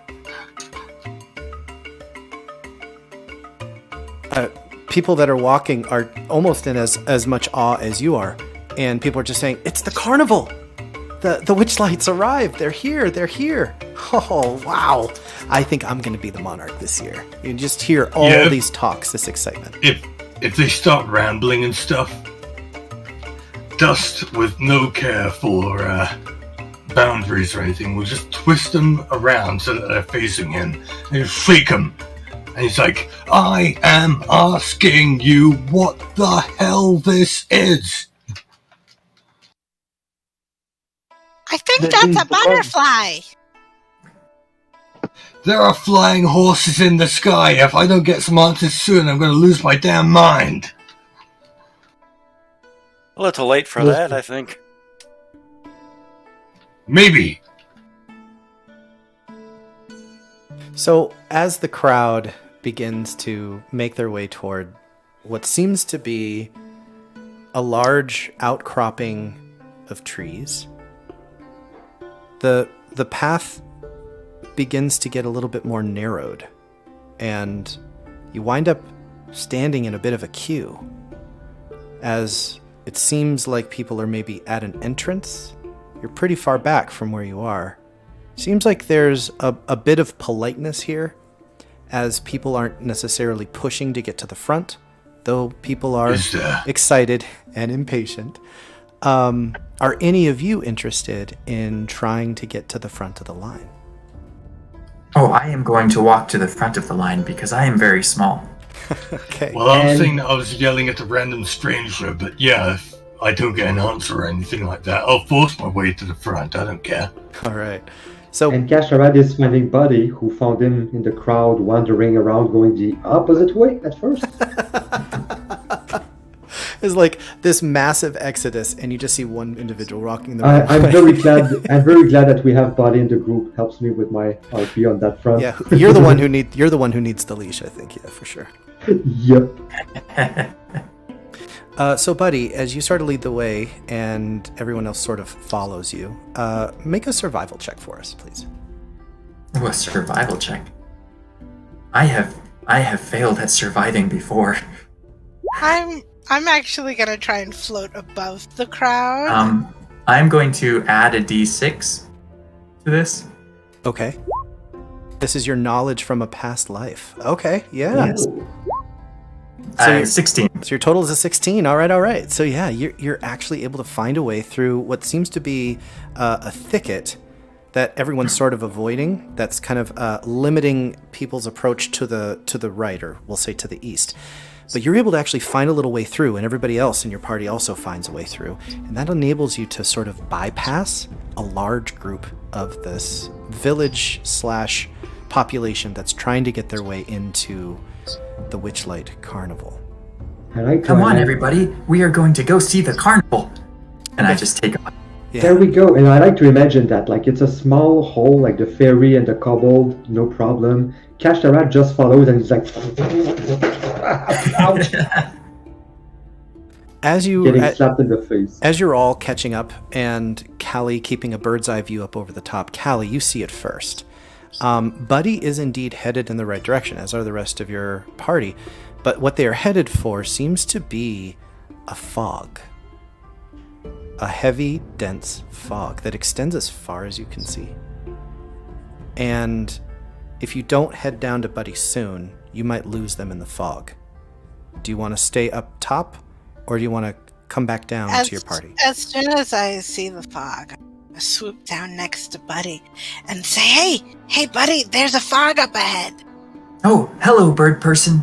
I see the fog with my magic senses. Isn't it beautiful? Yes, it's foggy. Since it's within the time Butterflies. of your detect magic, it's still active. You definitely feel, now that you get closer, Buddy, that there is a magical fog. And it seems to be surrounding whatever it is that this crowd is going toward. But because of it, you can mask your approach and get closer. And as you get closer, you start to see a series of trees. And these trees are very clearly making a path that heads and continues north into the woods. And these trees, Come on, everyone. these trees have colorful lights strung between them, hanging about 20 feet overhead, of all colors of the rainbow, illuminated in an eerie light in this fog. You feel like you're on the right path, but there's no one behind you yet. No one in front of you. Marco. Somewhere over the rainbow. I remember Kai, Avant, and I used to do this. If someone was there, they would reply, Marco. Come on, everyone. The trees are showing us the way. They are our friends. Yes. Follow the trees. Trees that are beautiful. Especially And we start berry going down the path. trees.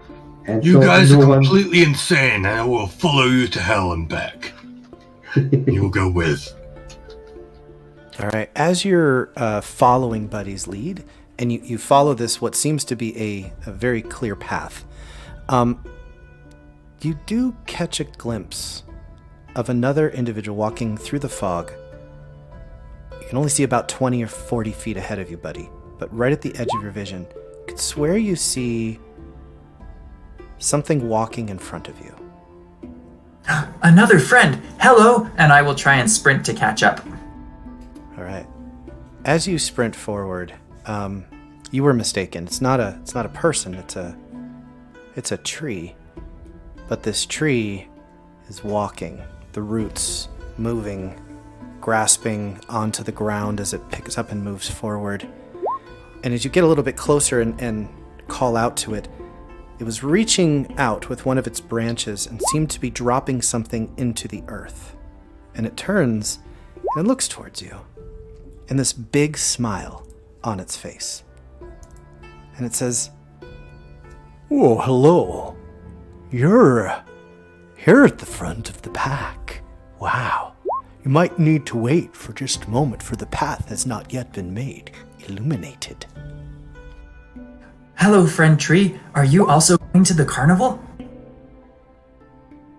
It's a tree, it cannot move. I am the way to the carnival, it says to you. I will follow you. There's Did a you little red squirrel on its shoulder. And this little red squirrel is kind of like looking at you as you approach, buddy. And then it looks at your companions as they also approach. And the squirrel points 2 fingers towards its eyes and then points 2 fingers towards you. This is who you see, by the way. On the back of this small little treant sapling, you see a pair of fake butterfly wings. Kashtarad just has a rolling montage of all the times that Buddy talked about squirrels in the past. Squirrels. I would like to cast talk to animals or speak to animals. What the hell do you call it? That spell that lets me talk to animals. Can I get a Speak with animals. That's what it is. What were you saying, Belle? Couldn't hear you, sorry. Sorry, just because I'm in direct, the closest one to this, can I have something that I do first? Sure. It takes a moment for Dust to get this spell going. What would you like to do? Yeah, I'm gonna try and kill the squirrel. I'm gonna chuck a magical pebble at it. All right. And you say, "Squirrel, die!" Go ahead, make an attack roll. I'm sorry, I've got a thing. I think it's his nemesis, like the way he pointed at him. 20. God, who knew in this circumstance Dust would be the fucking reasonable one? So, 20 hits. Go ahead and roll your damage. 6. All right. So as the rock flies straight toward the squirrel, there's a brief moment where you're going to take out the squirrel. You've got a bead on this, and you sling your pebble perfectly. But right before it hits the squirrel, the treant reaches out and grabs your pebble in its hand and catches it. And it looks at the pebble. And Says, "Hello, you play fetch with me?" It looks at you and it says, "What a neat trick. You should be careful. You almost hurt Red here." And Red is like, and goes into a little hole inside of the treant's neck and says, "I'll play fetch with you. My name is Northwind." And it takes the pebble and it goes, pew, and it flicks it. And the pebble flies over your head and disappears back the way you came, toward the flickering lights in the fog. Buddy has a moment of crisis before chasing the pebble and just yelling over his shoulder, "You have a squirrel inside of you!" I'll play fetch with you later. Just don't attack the squirrel. What the hell's wrong with you? I think the village sent a raven. They're looking for their idiot. Hey, tree dude. Barkley. The name is Northwind, it says with a little bow. Barkley. How you doing? I am fine. I'm a bit distracted. As much as I like to hear stories and play fetch, I have things to do. Does that squirrel inside you talk? Maybe. You know what? It doesn't matter. Keep it hidden. I don't know what the hell is up with my teammate, but apparently he's got a thing against squirrels. Don't you remember all the times they mentioned squirrels and with a twinkle in their eye, like they're gonna kill them? Do you chase? Anyway, Northy. Do you chase What the the hell? rock, or what do you do, buddy? Oh, I absolutely chase the rock. I'm gonna try and find that pebble. Okay. Anyway, Northy. Yes. Where exactly are we? Oh, You are nearly to the carnival. I'm just... We'd be at the fucking carnival if you'd leave him alone and let him lead us there.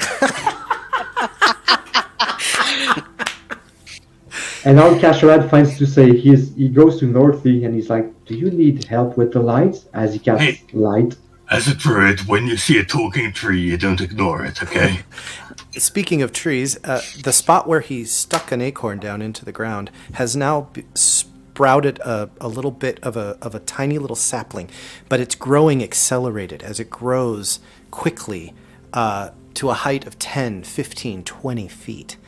And as Northwind stands up, you see them reach up and trails some ribbon that you saw hanging from his upper boughs, hangs the ribbon and then tosses it towards one of the already sprouted trees.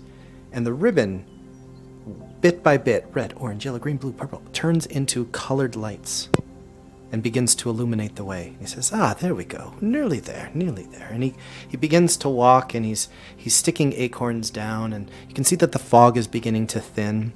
Buddy, as you run backwards, you see the pebbles land, and it's just about 40 feet away.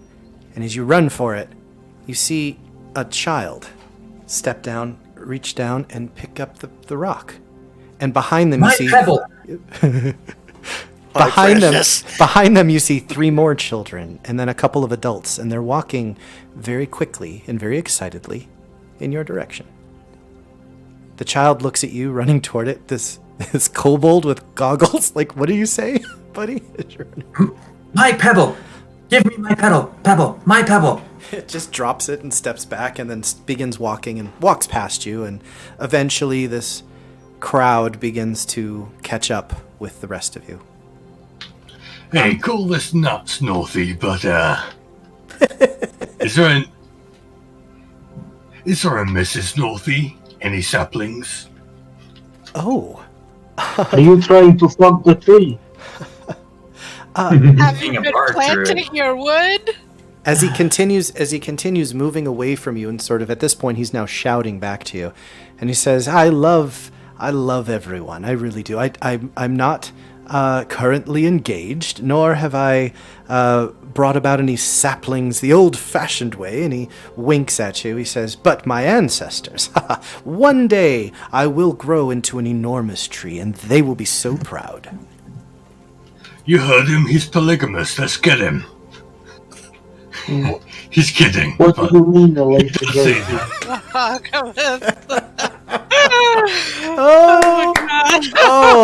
Mahogamous. Oh, right. Polygamous is one, isn't it? No, polygamous is Oh my god. Wait, what am I doing? What am I saying? Monogamous is one. Monogamous is one, of course it is. You know what? I'm trying to chat up a tree here. Leave me alone. Before long, a small crowd and a small queue has accumulated before you. But as the God, fog... I became a druid for all the wrong reasons. Buddy, I imagine it is your goal to catch up with your friends again. I have to test the pebble first. Did it say, will you play fetch with me when it dropped? No. I throw the pebble up in the air and wait and listen. Did it say, will you play fetch with me when it dropped? Roll a D100. Under 50, yes. Over 50, no.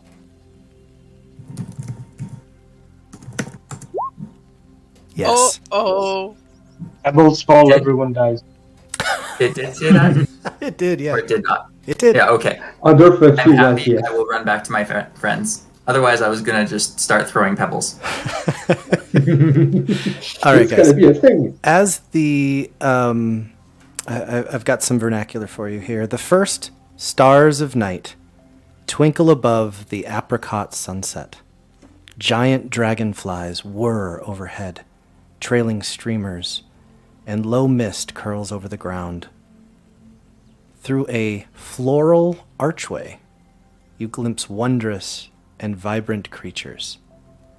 Elf stiltwalkers, dancing fairies, and painted performers. Everywhere there is laughter, pixie dust, bubbles, and the wistful tune of a whistling calliope.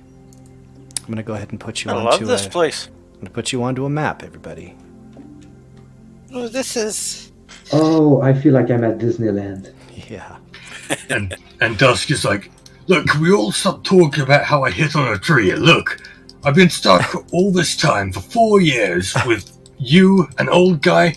You know what? You're all fucking idiots. Leave me alone. And Kashtarad puts her hand on his shoulder and he's like, whatever you choose to do, it's not of any of our business. Relax. I don't like you. So Who are you? Oh, yeah, that's Dust. As you continue to make your way toward what seems to be a ticket booth, you overhear many conversations, some of which are people saying, "Oh, I forgot that they had the bubble pop teapot. Oh, that was my favorite. How did I forget?" And another one says, "Oh, no. I am here for the big top." You hear another one who goes, "Oh, no. It's the snail racing. Let's not kid ourselves, okay? It's the snail racing. That's why we're here." And you see two little girls that are kind of like, "Oh, no. It's the mermaid. Oh, her singing. Her singing is why we're here."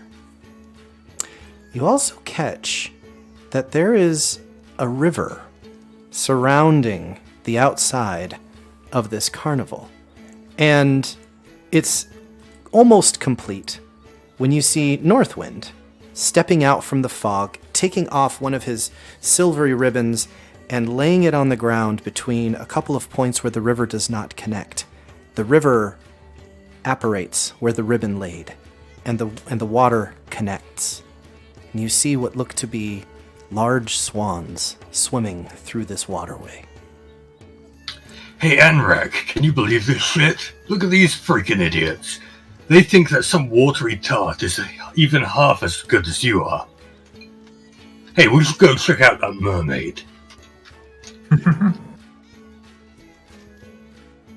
You also Anrak game. You also overhear people talking about the rules of the carnival etiquette as you pick up on some of these things.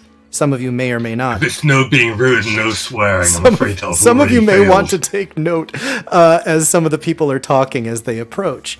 There is no handbook for how guests of the Witchlight Carnival are expected to behave, but certain actions are tolerated, while others cause offense. For instance, politeness goes a long way. Paying attention when spoken to, laughing at jokes, Oh my god, we're doomed. joining in with games and singing, and every so often you could raise the carnival's mood if you are consistently polite to staff and fellow attendees. Conversely, acts such as interrupting, being rude, or grumpily refusing to dance might be seen as unfavorable and might lower the carnival's mood. Characters Wait, who are is caught. this like- You're also heard that theft and violence here. In almost every case, you might be asked to leave with no refund. Sorry, I didn't mean to interrupt you. No, that's it. That's all I wanted to like say. these. Well, I just wanted to ask, is this like written down somewhere that we can all see? No, there's no handbook. You just overhear this as conversation as you are in a crowd of people waiting to get to the ticket booth. And Kashtarad, he turns to Dust and he's like, I will never ask this of Overalls, our fishy friend here, but you, can you give us a smile, or are you always only grumpy? And he's waiting, like, dumbly looking at Dust, hoping to see a smile. Oh, Dust smiles at him. I'm not grumpy. Honestly, I'm surrounded by friends. I've got this entire carnival thing going on. I'm in a great mood. Why the hell would I not be in a great mood? I don't know, that's how you sound most of the time. Not in a great Honestly, mood. you're being fucking stupid if you think that I'm anything else. Oh, I'm sorry. Why would you be so stupid? And he just looks at his feet, he's like, oh, I'm sorry about it. Hey, you think they sell snack food here? Let me get you a pretzel or something. Roll a perception check, everybody, as Dust mentions food. Ooh. You all smell and look around. Perception checks, please. Who has not taken God, that? if we feel guilty, like, for real. I'm just looking for berries. Who are we lacking? We're lacking anybody? Ooh, Dust. Hey, man, you pick up on it. Almost rolled a 20 with that. So 24 for Dust. Anrak, 14. Overall, the 17. Buddy, plus 2 to that. So that's a 12. Yeah. Most of you pick up on this. Kashtarad, you're just looking the wrong way. Kalei, yeah, you got a one-track mind. You're like berries or bust. There is an amazing smell in the air. It's savory and sweet. It is enticing. It is also so visually overwhelming. The amount of color and light that you see coming from this carnival that is now creating this glow in the starlit sky as it's beginning to get darker and darker. But, Dust, you don't get to be too excited about the smells because something else grabs your attention. As you're looking past the people and you're wanting to get in there. You could have sworn that on the other side of the river, close to an area that's labeled lost property, see a sign. You could have sworn you saw a small humanoid figure with a pig's mask on their face. And then it was gone. You look, it was like this face was looking at you. And then when you look again, it wasn't there. You shake your head and check your eyes. You could have sworn you saw it, but now you don't. Okay. Dust will look at that, look away, look back at it. Clearly not see the same thing he thought he saw. And then he's just going to walk past the line and be like, hey, I got a whole group here that needs food. These guys can wait. They'll find. As you kind of push forward, do the rest of you follow Dust's lead? No, I am supposed to be like... Yeah.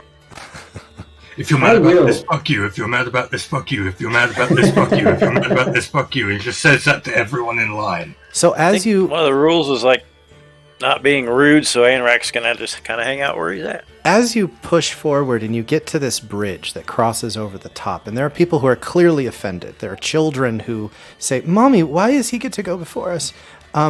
There's a general shift in the mood of the carnival.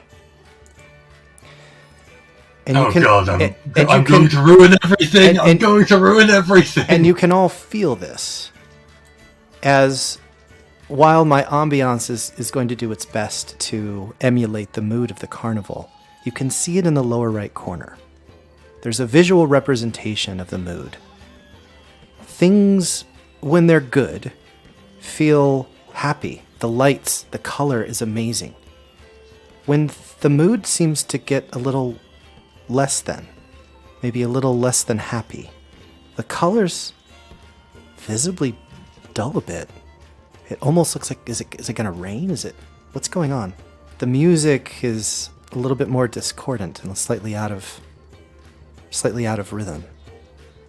It's still happy, mostly, but you could tell that it changed as Dust pushed their way forward. Sorry, go ahead. Kashtarad, being both an aberrant mind sorcerer and a Kalashtar, he's very sensitive to these kind of mood changes. So a kind of wave of panic is going to hit him and clear his mind a little bit from his usual fog. He's going to rapidly try to catch up to Dust, and he's like, wait, Dust. And he's going to use a bonus action, actually, to use his telepathic mind to talk from a distance without... Yeah, because I succeeded on my insight, so I'm not going to cut the line. I'm just going to bonus action, make a telepathic mind link with Dust, and I'm going to be like, don't you feel this? Your actions. They're causing the mood to change, and this is bad. Seeing that, Anrak's gonna see if he can maybe raise the mood. So while he's in line, he's gonna play a happy song and dance around a little bit to try to entertain the people around him. Sure. Dust, how do you react to this psychic connection first? He's surprised. He's probably... It's not a first. He's probably like, hey, I need like 4.5 pretzels. We got a little lady, but we got a massive fat ass fish guy. And then he hears the They got any night talking. crawlers? Yeah, then he hears his the talking in his head, and he just sort of stops for a moment. He actually listens to his party members. He won't shrug them off. He'll shrug everyone else off, but not the team. You get far enough forward that you see who's manning the ticket booth. I'm going to give you a little bit of insight for your insistence to move forward. There is an individual who seems to be working the ticket booth. It's a goblin. Pretty happy fellow, and seems to be negotiating in some ways with some of the ticket buyers as they go past the ticket booth. And as you turn around and allow some of the people that you were prepared to cut in front of, as they pass over the bridge, you also see Dust to the south, sneaking into the carnival, not buying tickets. Small band of children, 4, 5, 6 of them, splash across the water and swim for it, come off on the other bend, and disappear into the carnival. Okay, well, having heard to essentially behave himself by his friend, he's now going to look at the person that he was just cutting in front of, look at the seller that he was just yelling at, and he says, I'm terribly sorry. It seems like I've been impolite. I didn't mean to be... I'm sorry. And then he goes to the next person in line. I'm sorry. Goes to the next person in line. I'm truly sorry. And he just goes back down the line, apologizing to each person, and then stands at the back of the line. And he's going to let the kids who snuck in just stay in. It's not his business. As Anrak begins to play music to try to enhance the mood, and you sincerely apologize, make a persuasion check, and let's have another performance check from Anrak.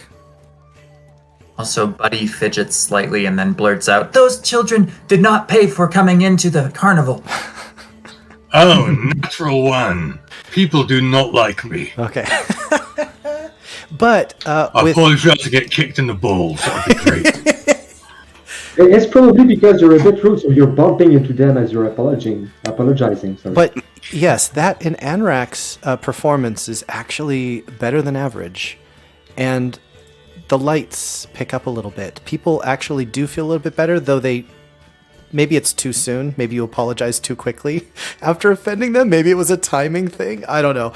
But you were not that persuasive. But the fact that you said sorry meant you made an effort. And individuals make their way into the ticket booth. Eventually, so do you.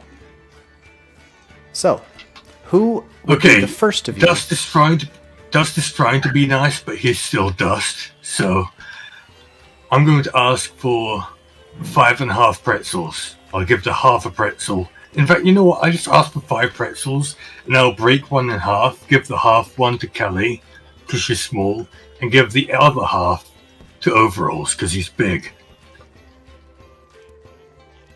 All right. As you ask for pretzels, the only individual that you see is at the ticket booth, which is this goblin. And the goblin says, "Oh, hello. Oh, I don't sell pretzels here. I only sell tickets to the Witchlight Carnival. You can get all sorts of wonderful things to eat inside, though, once you've gotten your ticket." You see a silver statue of a dancing fairy mounted on the roof of this ticket booth and surrounded by fluttering butterflies. The booth is decorated with an animated depiction of the night sky, shooting stars actively arcing across it. This elderly goblin who's perched behind the ticket counter peers at each of you quizzically through his spyglass. He lowers it, and he calls out and he says, "So, fairgoers, are you interested in buying a ticket, or are you perhaps Wait, hold up. interested Shut in..." your stupid mouth for a second. I mean, sorry, I didn't mean to say that. I mean, hold on one moment, please, sir. Is that where the food smell is coming from inside that tent? Well, there's plenty of places to get lovely things to eat, but yes. Yeah. Yes, we'll take tickets. How many tickets do we need? Is a ticket good for all night or the whole event? Adult. Holy crap, where did you come from? I thought I was here alone. No, we're all together. Your party has caught up. You went back to us. Yeah. Wow, it's like you go invisible when I'm not paying attention to you. You are never alone. We are with you. Adult. How much are the tickets? Adult tickets are 8 silver apiece, but if you're What unable about a freaking to tiny little titchy person like this thing? And he says that to Kalei. don't look like a child fairy to me. In fact, you look bigger than average. That's bigger than I'm average. well endowed Yes. for a fairy. If Not my fault. If you cannot afford a ticket, you can barter. Barter? You said the six silver? I said, I like your style. I'll give you 5 coppers and I will pretend to give a fuck. If I may, and he points to a little plaque next to him. You can see. Tickets are 8 silver for an adult, 3 for a child, or bargaining with the ticketer, whose name appears to be Nicholas Midnight. I'll give you all a chance to chat. No worries. I just have a bit of information to divulge, so if you may, for a moment. Under this ticket counter, there's an ornate wooden box with a silver clasp, and as he takes it out, you can see a monogram, NM. Quite obviously, his initials. And he takes out some tickets, and he says, each ticket is good for 8 attractions. If you would like to see all of the attractions in the carnival, well, you can see there are many more than 8 attractions. So, what's it going to be? And he starts to take out some tickets in anticipation. How many much attractions would it are cost there? me to pay for So all I'm these gonna guys? actually have you guys roll initiative because we're interrupting one another. So let's go ahead and give You know everybody. what? I'm sorry. It's No, all right. I'm sorry. It's all right. That's my fault. We're gonna. I'll- It's all right. I'll- We're gonna nip it in the bud right now. Everybody, roll initiative. No worries. And I'm gonna do this the old-fashioned way since we don't have turn markers. It's all good. Roll initiative, guys. Uh-oh. I don't have a token on the board. Can I opt out? Because you're right, I was... No, Was don't worry over about doing it. mate. Hey man, it's all good. It's all good. Take I want to your give time, everyone. just I just want to relax. give everybody an opportunity to interact with this goblin ticket salesman. That's all. So we got Anrak. Looks like a 21. Go ahead and roll. Go ahead and roll for dust. Let's see where you wind up here. All right, cool. So we got. Looks like next is Buddy. Looks like next we have overalls. Kalei. Let's see. Then we got Dust. Am I reading this right, guys? Mm-hmm. Kashtarad next. And then Kashtarad. Okay, Anrak. Can you hear me? Okay. Yeah. Anrak asks, 8 silver a ticket, 1 ticket for 8 events. 8, what do you call them? Attractions or Attractions. rides or just Yes. yes. How many tickets would I need to see everything? Oh. Well, you could always come back for more if you wish to do something twice. But I would say if you bought yourself 3 tickets, you could probably make a wonderful evening out of it. 3 tickets. Mm-hmm. 8, 6, 20, 8, 6. So he's doing the math. So he throws down 3 gold. How many tickets can I get for that? 330. He starts doing some math in his head. Let's see. Ah. You're a nice fellow. You owe him 6 silver. I'll give you 4 tickets. What do you say? Oh. That would be lovely. Thank you. So he hands you a ticket. And I think I've got... Do I have it? I had it before. I threatened to show it to you. Ah, here it is. Yeah. He hands you a ticket. Y'all got a ticket? Wait, I get Gives you 4. Yep. Gives you 4 tickets. Oh, You okay. keep track of your inventory. All right. Says, Knowing the pickpocket I am, I'm gonna put them up somewhere decent. So So I wait, was easily- it 1 ticket for each of us or 5 for you? I bought 4 for me, but happy to help anybody who can't. Okay, that's cool. Sorry, I missed a part of it. oh, yes. So yeah, before my turn's up, I'll offer to help anybody in the party who can't afford at least a ticket. Very well, very well. Buddy, you're the next one up to the ticket booth. He looks at you and he says, hello, hello. Hello. I have a question. I hope I have an answer. Me too. How do you tell when somebody has used an attraction if you just give a ticket like that? Oh, there is someone at each attraction. It is their job to take a punch out of your ticket. Oh, Also, that is very... there are magical things at play here, and not everything is as it seems. I love magic. Do you like fire? I do, in the right circumstance. Well, I have a box that makes fire. Would it be worth a ticket or 2? A box that makes fire. Let me see this box. I take out my tinder box. Oh, yes. Quite simple thing, but actually I appreciate the notion. Do tell me, is there a story behind this tinkerbox? Where it came from? I actually don't really remember. I've No. always sort of... Oh, so you've had this for a while. This means something to you. Indeed. It's been with me since before I remember my own life. I will accept this as worthy of a ticket. And he slides it to you. But there is also a pact I would like to make with you, if you agree. Pacts can be heavy, but I can carry them. Oh, very well. Roll a d8, buddy.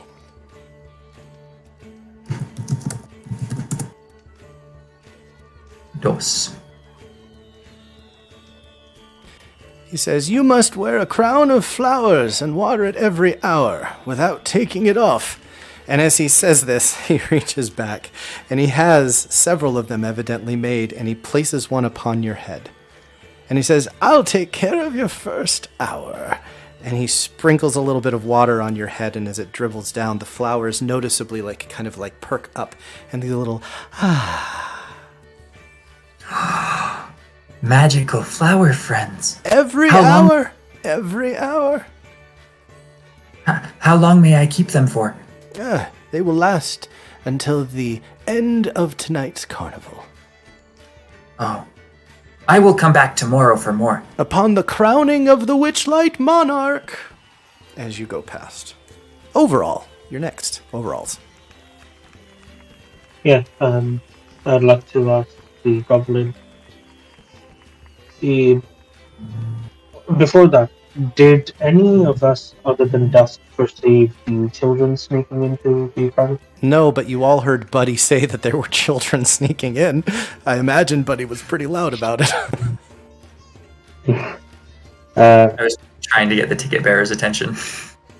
I will ask the ticket bearer, what happens if you enter the carnival without the ticket? Oh, that reminds me. I'm so sorry for forgetting. Hey. And he whistles to Anrak, and he grabs Buddy by the collar before he gets away. He says, I almost forgot. I'm so sorry. I am so sorry. Here. And he reaches into a bag of holding, and out of it he pulls a set of fake butterfly wings, and he hands it to Anrak. This essentially shows our workers that you have paid to get in. I almost forgot myself. My goodness, oh my goodness. And he hands the same style, though different colored, fake butterfly wings that you put on like a backpack, strap it on over your shoulders, and hands one to Buddy. Every visitor who receives a ticket also receives these butterfly wings. You're expected to wear your wings, or at least carry them around, while you're inside the carnival. And can we get multiple wings for multiple tickets? No. I would like to say I think there might be an endless supply. No, see, unfortunately, I wouldn't want you giving them away to non-ticket holders. Anrak will put his on immediately. That is exactly what I wanted to do. Oh, well, I will take 2 tickets, please.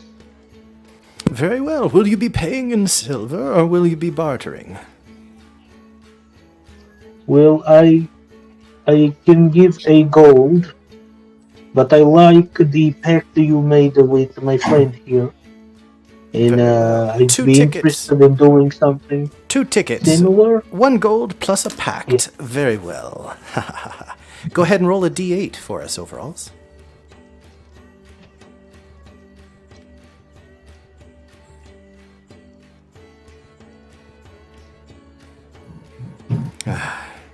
Well, this one might actually be a little bit easier for you. I don't know, depending on your abilities. You must greet all trees with reverence. What is the meaning of reverence? Oh! Be polite. Say hello. Ask if there's anything that you can do for them. Show respect. Ask and about their day. I don't know. Be polite. All trees? Does it include 3 people as well? Oh, most definitely. Okay. Dude, There's a wait till we tree. go into the There's a forest. tree immediately opposite you, right here, next to it. Hello, And- Mr. / Mystery. See, you are right on your way to becoming a very good pact keeper. Here are your wings. And what if I forget to greet a tree? Oh no, you certainly don't want to break your pact. I would think that there might actually be some transmutation associated with this pact that we have agreed upon. Would Okay, I will overalls make sure would to overalls look know at- what? Yeah, sorry, but would overalls know what that meant? No. That sounded scary, so we agreed. You might find yourself temporarily transformed into some lesser creature, less desirable creature, and unable to continue your festivities here at the carnival. Oh, like the princess and the frog, and then I'll have to find the princess. Perhaps. Okay. I will greet every tree. Hello, tree! I greeted the same tree twice. You see? I'm good. All right. overall, try to smile at them. And he looks at you next and says, "Yes! Ah, there you are, the larger-than-average fairy. Hello." Hello. Do you have pink or purple wings to match my hair? Oh, I think you could probably manifest something like that if you just wished for it. I think you fairies are good for things like that, of course. Yes, of course. How many tickets, and how would you like to pay for them? I got 3 gold. Can I have a crown of flowers too? I don't know. We'll have to see what the fate decides. I'll give you 4 tickets if you seal the deal with the pact. How does that sound? Okay, Excellent. better than a kiss. Go ahead and roll a d8.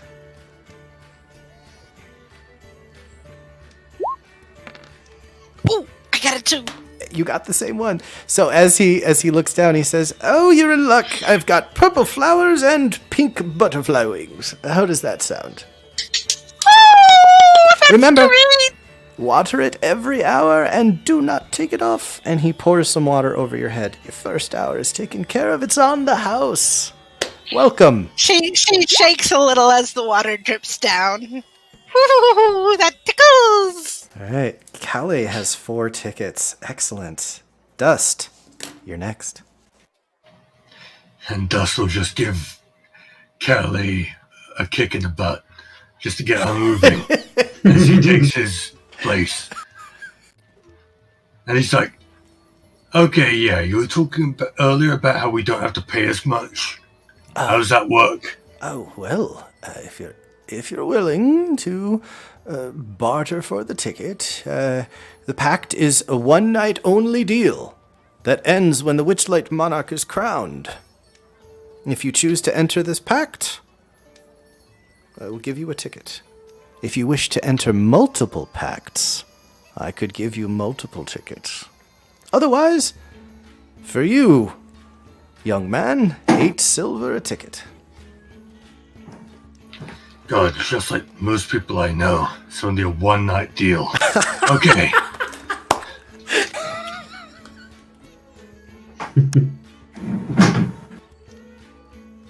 Well, at least they can do it multiple times. I think I win D&D now. I'm waiting beat for the it. cricket sounds from Mardi. I'm waiting for cricket sounds, my man. No, Dust, no. what would you like to do? Money? Barter? What are you thinking? Hey, give me something crazy to do. It sounds like fun. All right. We're talking about a singular pact or multiple pacts? How many tickets do you want? How many of me are there? Give me one. 1. Very well, very well. Roll the dice, young man.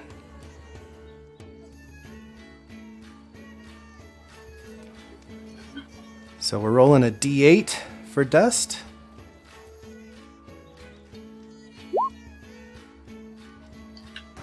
Wait, Lots- this is...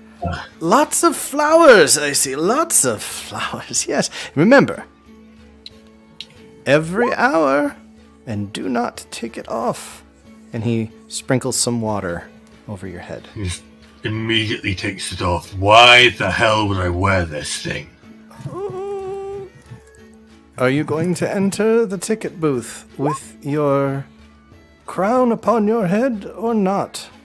Do not This tempt isn't a crown, this is a fucking daisy chain. Why the hell would I ever wear this? I'm a druid and I think this is stupid. Says, yeah, the choice is yours. You Just made the take my pact. gold piece. And he'll just hand over a gold piece and walk in. And he's still holding the crown. He hasn't dropped it or... You pay the He's gold. not wearing it, You pay the gold. You get the ticket. He snaps his fingers. The flowers disappear. Honorable pacts Hey, only. Honorable pacts only. I who is still wanted the next? flowers. Ah, god damn it. Just walks on. Kashtarad, you're next.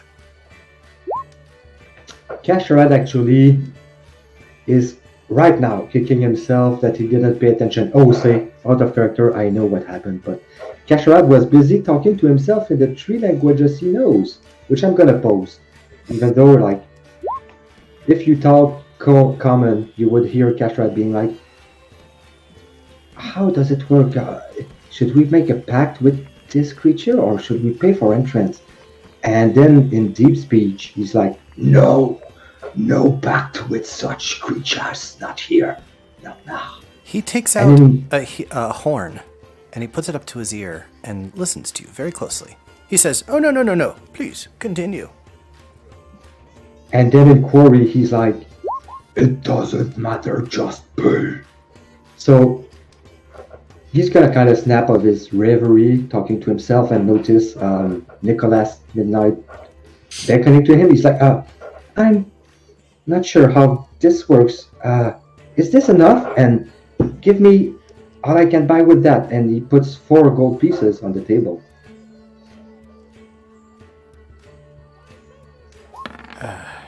Well, big time spender. All right, okay. Did you say 4 gold? He looks. Is this enough? Yes, it's plenty. But I must ask. He gives 5 tickets to you. How many languages can you speak? How many did I speak? I was unsure of the clarity of one of them, but I could have sworn you went through at least a few. I said, how many can I... How much is it? I'm confused, and thanks for the tickets. And he's going to try to catch up to his friends before he He gets says, lost. oh, take some butterfly wings to your friend there, the impatient one, who didn't want the flowers. Oh, right. He's going to catch Mage Hand, and the Mage Hand is going to catch to him. Like, All right. So you've all now entered the carnival. As you look around, there are so many possibilities. Immediately, sweets and treats, salty flavored snacks, and delicious fizzy drinks are immediately available just inside the ticket booth. hey, Mavericks, who's the impatient one? I've got this for him. And he holds like butterfly wings in his hands. I point to Dust. Dust, this is yours. Yeah, Dust will take them, put them on, and he's like, "Hey, look, I'm Kalei. I've got a ridiculously high-pitched voice and I sound like a fucking child. Hey, look, I'm Kalei. Ha ha!" And Kashtarad genuinely looks confused. You don't look like Kalei. And you I'm don't not Kalei. sound like her. As you all Oh. look around Yeah. at all Sorry. of the possibilities before you, dragonfly rides, a carousel, something called a feasting orchard, Silver Song Lake, the Big Top, Bubble Pop Tea Pop, Pixie Kingdom, Hall of Illusions, Snail Racing, the Mystery Mine. It's almost overwhelming, but you remember you have lots of tickets and plenty of time here at the Witchlight Carnival. This is where we're going to end our first session, everybody. Thanks for playing. Thanks for hanging out. Anybody who was watching, thanks for joining us. We are Madryck's Mavericks, and we'll be back here next week with the wild beyond the Witchlight. Welcome to the Witchlight. Woohoo! Say goodbye, everybody. Goodbye, everybody. Bye, everybody. See ya.